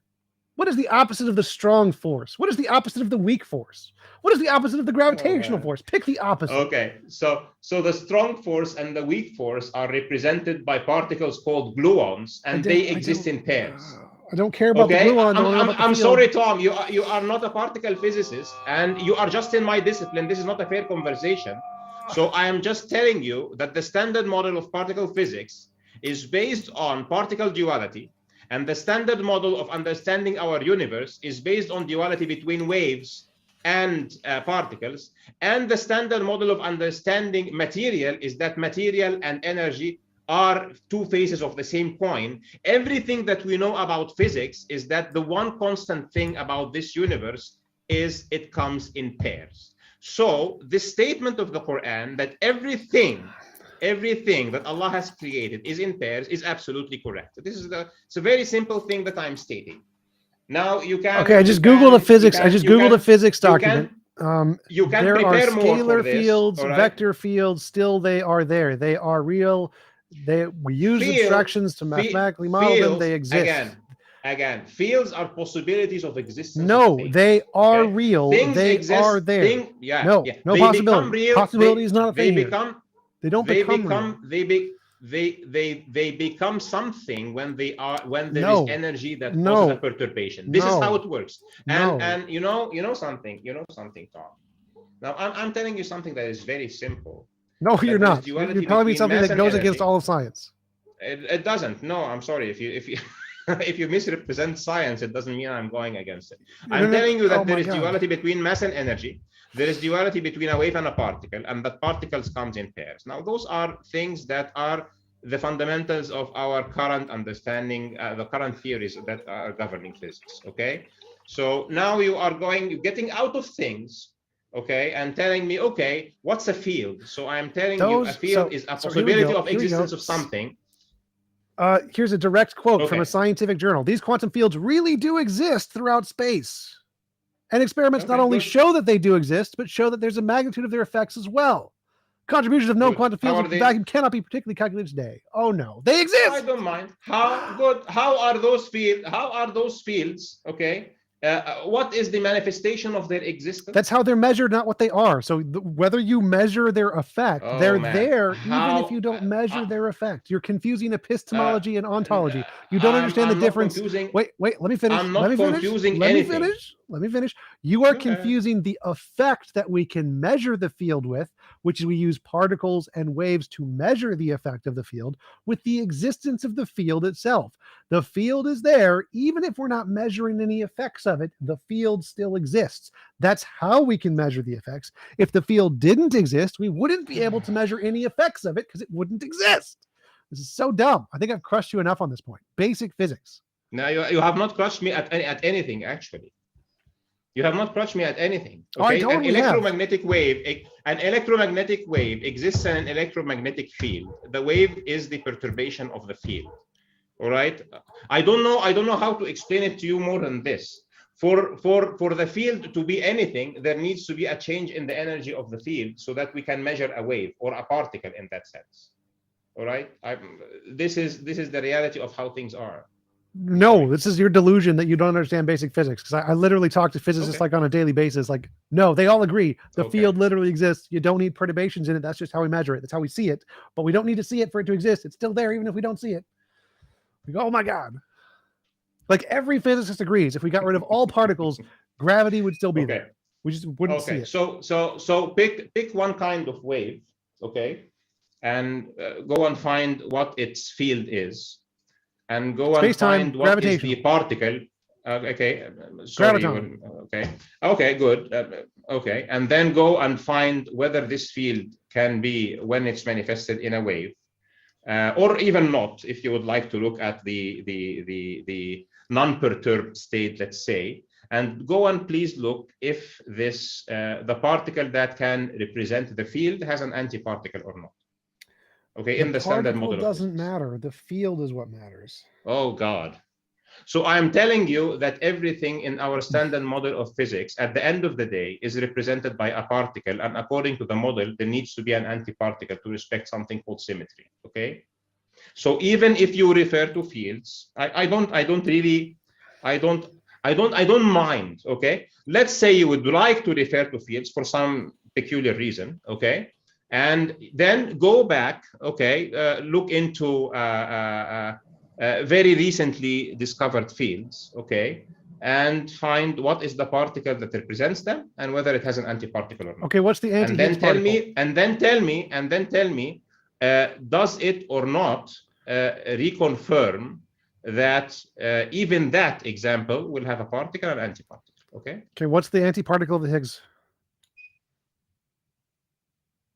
Please do your research. I do not. It doesn't have one. The answer is there is no one. Higgs boson doesn't have an antiparticle. Go. Google it. Does the Higgs have an antiparticle? Does it have an antiparticle or not is something, and that the standard model is based that there is an antiparticle for it is something else. Okay, what is it? What is the antiparticle of the Higgs boson? Let's go.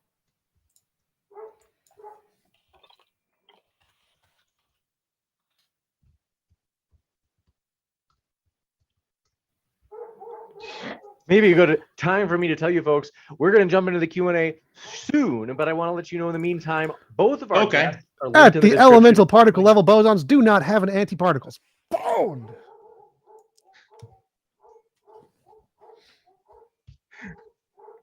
So if you'd like to hear more from our guests, whether you're listening via the podcast or YouTube, you can find our guest linked below in the description box. Highly encourage you to check out our guest links, as we really do appreciate the guests.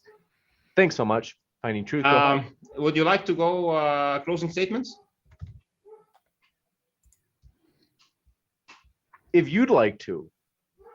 Yeah, I would actually like. Sure. So, yeah. So, number one, thank you for having me. Number two, the question of the scientific accuracy of the Quran is actually one of the abused topics on social media and on YouTube. The Quran is there to guide humanity and to prove its veracity as a prerequisite to guiding humanity. Muslims are very distinguished in terms of having a harmony between what they hear about science and what they hear as instruction and guidance from their religion. The Quran makes references to the natural world all the time as part of drawing human attention to the magnificence of the creation and to the wisdom of the Creator. It is a condition that while doing those references and those signs, especially when the Quran sometimes, in some occasions, uses them to draw our attention to God's wisdom, and that He is putting signs in His book to say that this world is beautiful, I have created it in a magnificent way, I know the way I have created it, that those statements will not contradict with science. There is three possibilities in this case. Number one, that the Quran is talking about something that we have no idea about it at all. For example, things that the Quran has referred to at the time of revelation, or even now, because we know that we only know a little bit about science. The more we learn, the more we know that there is much more out there to learn. In this case, the Quran is eloquent enough to put the statements in a way that makes them understandable to the layperson, in a way that will relate to the apparent and direct observation around him. And there are so many examples like that. Like, for example, if he tells you, look at how the earth is made easy for you to live on. Okay, but then he might use a term that relates to making it in a specific spherical way. But the same word has a meaning that it is spread. So when the time is people knew nothing about the spherical nature of the earth, they will appreciate that it is easy to walk on, it is spread in front of them. When they understand, now it will draw their attention. Why did he use this word that has a dual nature and two meanings? The other possibility is we know something about science, but our science is wrong.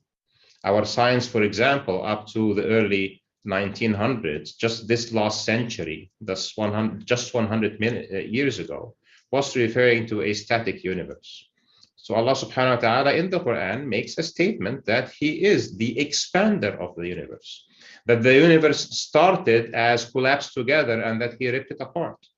But a static model for the universe does not lend itself to the universe being small and then ripped apart or blown up.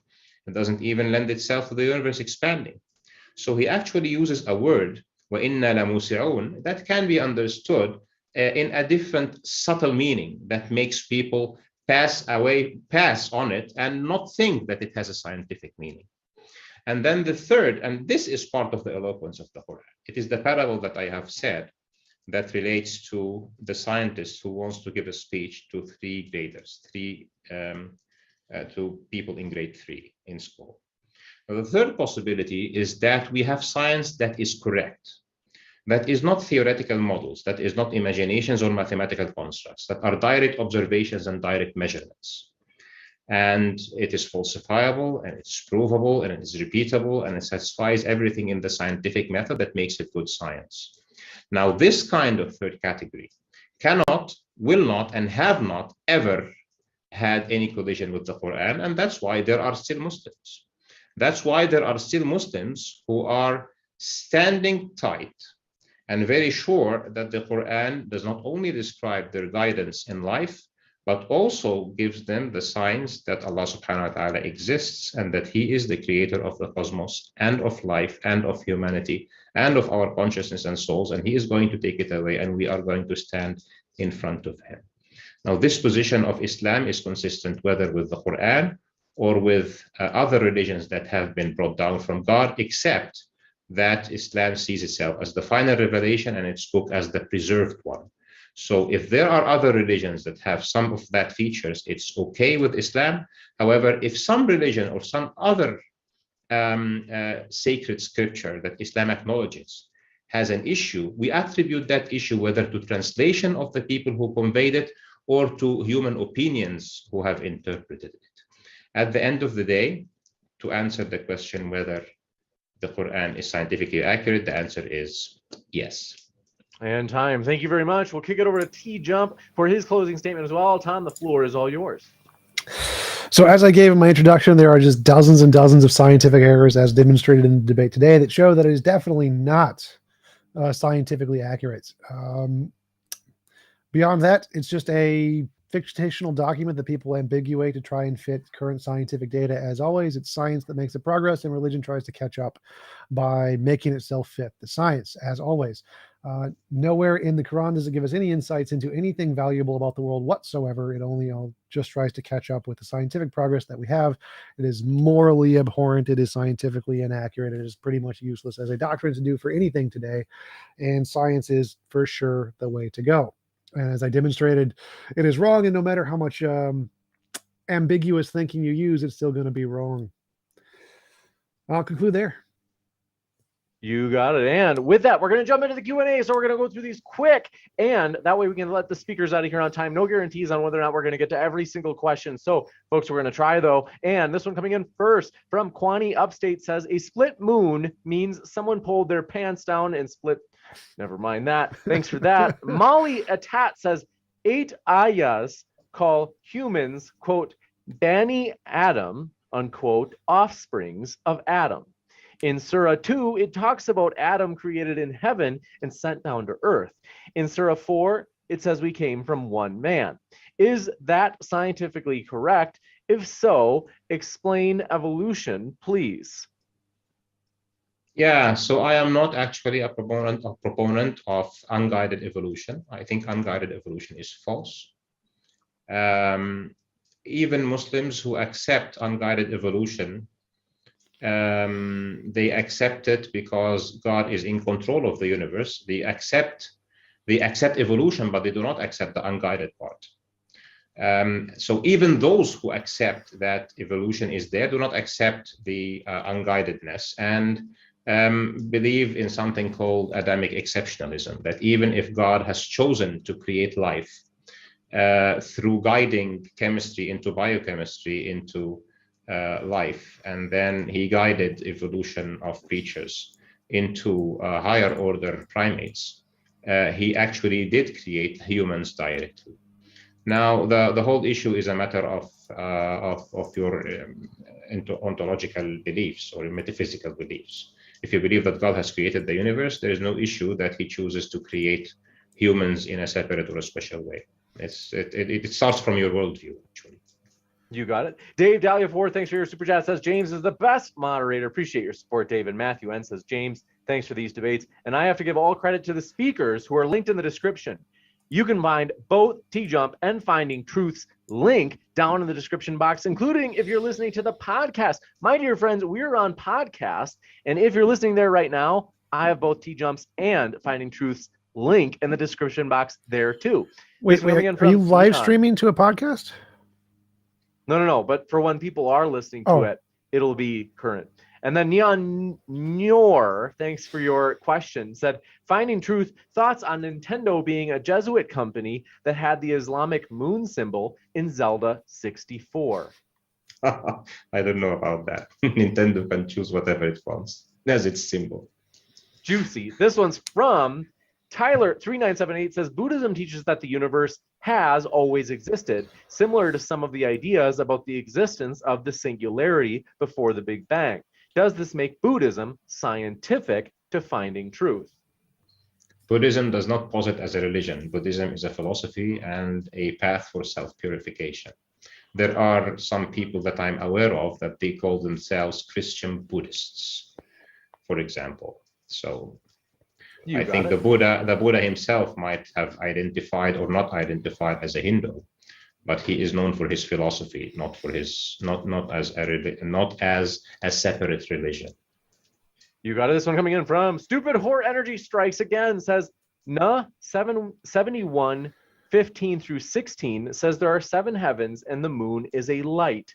This contradicts scientific consensus, though, finding truth. Okay, so the science is only concerned with one heaven, which is our observable universe. So whether there are more or not is not something that the science actually talks about. However, it is one of the scientific speculations that there are more than one universe. The one more convincing theory, I don't buy this nonsense 10 to the power 500 universes, but I think that the M theory has something to it, which postulates 11 dimensions. And the question was about theory is correct. Just to clarify, yeah, the moon was a light. That was the moon being a light was the problem. I was responding to the 7 heavens part, and I come to the moon.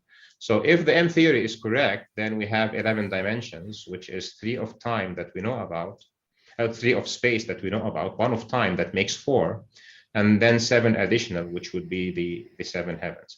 I don't think that there is good reason to believe M theory or not. I'm just saying. Now, the part of the moon, so the moon does show us light at night, and this is one of the things that Muslims like to refer to as scientific accuracy of the Quran, because when the moon is referred to, it is typically in many ayat, many verses of the Quran mentioned in contrast to the sun, where the sun would be a reference to a siraj, which means a lamp that is lit, that has fire in it, it has both heat and light, while the moon will be referred to as just nur, only light. So Muslims like to refer to that the Quran is giving a sign that the light of the sun comes with heat, because the sun is burning its own fuel through nuclear fusion, while the moon just has light because it is just reflecting what the sun is producing. So actually the ayah that you have referred to is used by Muslims as evidence for the scientific accuracy of the language of the Quran. You got it. And thank you very much for this question. Coming in from Brandy Beckett says, did God make Baal, B-A apostrophe point A-L, and if maybe it's pronounced Baal, and if Baal is made and not a thing, then why is this God talked about in the Bible? Okay, I think you are referring to the Ashurian god Baal, I think. So this was a false god that is worshipped in, I think, in Assyria or current Levant. God made everything. God made everything, but he didn't tell people to create a statue and call it anything and worship it. Okay, so people in that region of the world, they used to worship Baal and Ashtar, and this is the male and female god and goddess, and they are just false gods. Why does God permit people to worship false gods? Because we are here to do these choices. Either we worship the one God who will give us guidance and will put constraints on our life and morality to our life, or we will just create statues that we will worship, and even create statues of ourselves and we worship our desires. And we live our lives by giving, altars to those statues, whether fulfilling our desires or paying tribute to others to control us. It is our choice. So why does God permit it? Because this is the whole point of this life. This one coming in from Anton Gomez. Appreciate it. Says, Finding Truth said, quote, Alif Lam Mim, unquote, at the beginning. Can he explain that, please? So the straight, direct explanation is, the Quran starts by saying this, Alif Lam Mim ذَلِكَ الْكِتَابُ لَا رَيْبَ فِيهِ. He mentions 3 letters of the Quran and says, ذَلِكَ الْكِتَابُ. This book has no doubts in it. So he says, out of those letters of the alphabet, because in other surahs he uses other letters of the alphabet. So he typically then refers to the book. So the direct understanding of the Muslim scholarship and exegetes is that he's saying Here are your letters. Here are the letters that you use to construct your text and your rhetoric. I'm using the same letters, and I'm creating this book that has no doubt in it. It has no mistakes in it, or it has no something else, or it has something else in another surah. And it's a kind of challenge. I'm using your same letters, but I'm doing something that is completely unique. Why? Because I am the creator and you're the created. There are other more complex and sometimes esoteric explanations of why those specific letters in that specific surah. Some have done some research about statistical analysis of the occurrence of those specific letters in those specific surahs. Some others have done some either more analysis of whether those surahs relate to the rhyme, those letters relate to the rhyme of the surahs. Some have done some numerological studies about the letters, but those remain opinions. The general, top of your head thing, I'm using the same letters, but you cannot do something like this. You got it, Ann. This one coming in from, do appreciate your question. Want to let you know, folks, if you happen to be a Muslim question or Muslim guest with a question for Tom, let us know, as we don't purposely set it up so that the Muslim guest in this case gets all the questions, although sometimes the speaker considers that an advantage because they want to be able to speak more. But I do want to let you know, if you are a Muslim with a question for Tom, let me know, as there aren't any. There haven't been any, and it's not like we're trying to do it that way. We do want to encourage you, if you're a Muslim, please help share this debate. Click that share button below, as we do want to have a more well-balanced channel with a lot of Muslims in attendance in the audience. And so we hope you feel welcome no matter what walk of life you are from. URL or your just clarify, I need to go to the bathroom real quick, so thank you for telling me that. Be back in a minute. No problem. Your says, question for Finding Truth. Could not a demon put science into a book? Who is more likely to torture sentient beings for eternity with fire, a good god or a vile demon? Yeah, so a demon can put science in a book, but then you will expect that the book will not take you to the path of righteousness, would you? So to verify that this book has those signs and what is the source, you might, if you would like, to go into a more complex path of saying that this book has something that is superhuman in it, okay? But then by investigating the book itself and what it teaches, then you can resolve whether this book has a divine or a devious source. The matter of the fact is that the Quran and Islam has elevated people who were living a savage life, killing each other for nothing, battling each other, slaughtering each other, cutting the roads, attacking each other. This was the status of the Arabian Peninsula when the Prophet Muhammad, peace be upon him, came to them. Maybe the one city that had a relative peace was Mecca, because they respected the existence of the holy Kaaba there. So if you look at that and what Islam did to Muslims and the Islamic civilization that continued for hundreds or more than 1,000 years, and how it elevated not only Muslims but humanity, and how it even integrated other civilizations, Romans, Persians, Greeks, how it resurrected Greek philosophy and Greek sciences and Persian sciences and Roman sciences and Egyptian sciences, how it created a great civilization in Andalusia and Iberia and current Spain and Portugal. You cannot easily resolve that this is from any source other than a divine source. You got it, Ann. Thank you very much for your question. This one coming in from, do appreciate it. Fluffy says, are you aware that scientific texts or writings avoid interpretations and use the most scientifically correct terminology, or otherwise make clear and unique what they are describing? Yes, you are right about scientific texts. And this is why I mentioned in the beginning of my comments, the Quran is not a scientific paper. Its primary intention is guidance. Its primary intention is talking to the general population.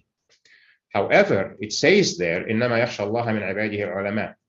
Surely those who fear Allah from his servants are the scientists or people of knowledge. So it has something there for scientists. It has something there for historians. It has something there for archaeologists. It has something there for linguists. It has something there for theologians. It has something there for biologists. It has something there for physicists and mathematicians and philosophers. It is addressing the different facets of knowledge, because when it refers to people of knowledge, it refers at large. It has something for cosmologists and astronomers. It is not a small book, and however, it is squeezing there so much that it's amazing that it has there people for people of legal mentality and people of jurisprudence and law. So yes, if you are writing, if you can fathom in your mind that you want to write a book that is a book that addresses the general public and is primarily a book of guidance and behavior and preaching, and you still want to have signs, you will not use complex language that is not understandable by the book, otherwise it will be rejected. But you can have subtle language that people who are specialists in fields will find them as consolation and as reconfirmation that they are relying on a book that is coming from the creator of the universe. You got it. Anton Gomez strikes again, says, Mr. Modern Day Debates, props for elevating the discourse. I hope you guys get more support. Thanks for that support. We really do appreciate that. And want to, again, pass on the credit to the speakers who are linked in the description. They're the lifeblood of the channel. And so we do appreciate both your support and the speaker's support, as well as Iron Charioteer with the last question. Thanks for your question. It says, is your religion, or if your religion is true, why did Muhammad say he has the sexual stamina of 30 men? So what's the problem with that? Prophet Solomon had like 100 wives. Gotcha. He's just stating a fact. And want to say, folks, I'll be back with a post-credit scene in just a second. We want to let these guys go as they have got a lot going on. We really do appreciate they've already been with us for 2.5 hours. So thank you very much, TJump, as well as Finding Truth. It has been a true pleasure to have you guys here today. Thank you, James. It's been a pleasure too. Thanks. And thanks, John. Thanks, Tom, for being here. Yep. Shout out to Ahmed. It was fun talking to you. You are a pleasant guy to chat with. Same here. And please don't take any offense from anything that I've said. Oh, I really enjoyed talking to you. Like, you're a lot more fun than Nadir. You're awesome. Thank you. I'm here just finding truth. I hope I have properly represented my religion. And please note that what I say is my opinion. It is not necessarily true. What I consider true is the text itself. I can be wrong on some things, but there can be people who will correct me later. And science is not fixed. It's changing and it's getting better. So thank God for that. Juicy, to say the least. And folks, I've got to tell you, both of our guests are linked in the description. If you haven't yet, you can click on those links, and I'll be right back in just a moment with updates about upcoming debates. So thanks so much one last time to TJump and Finding Truth. Thank you. See ya.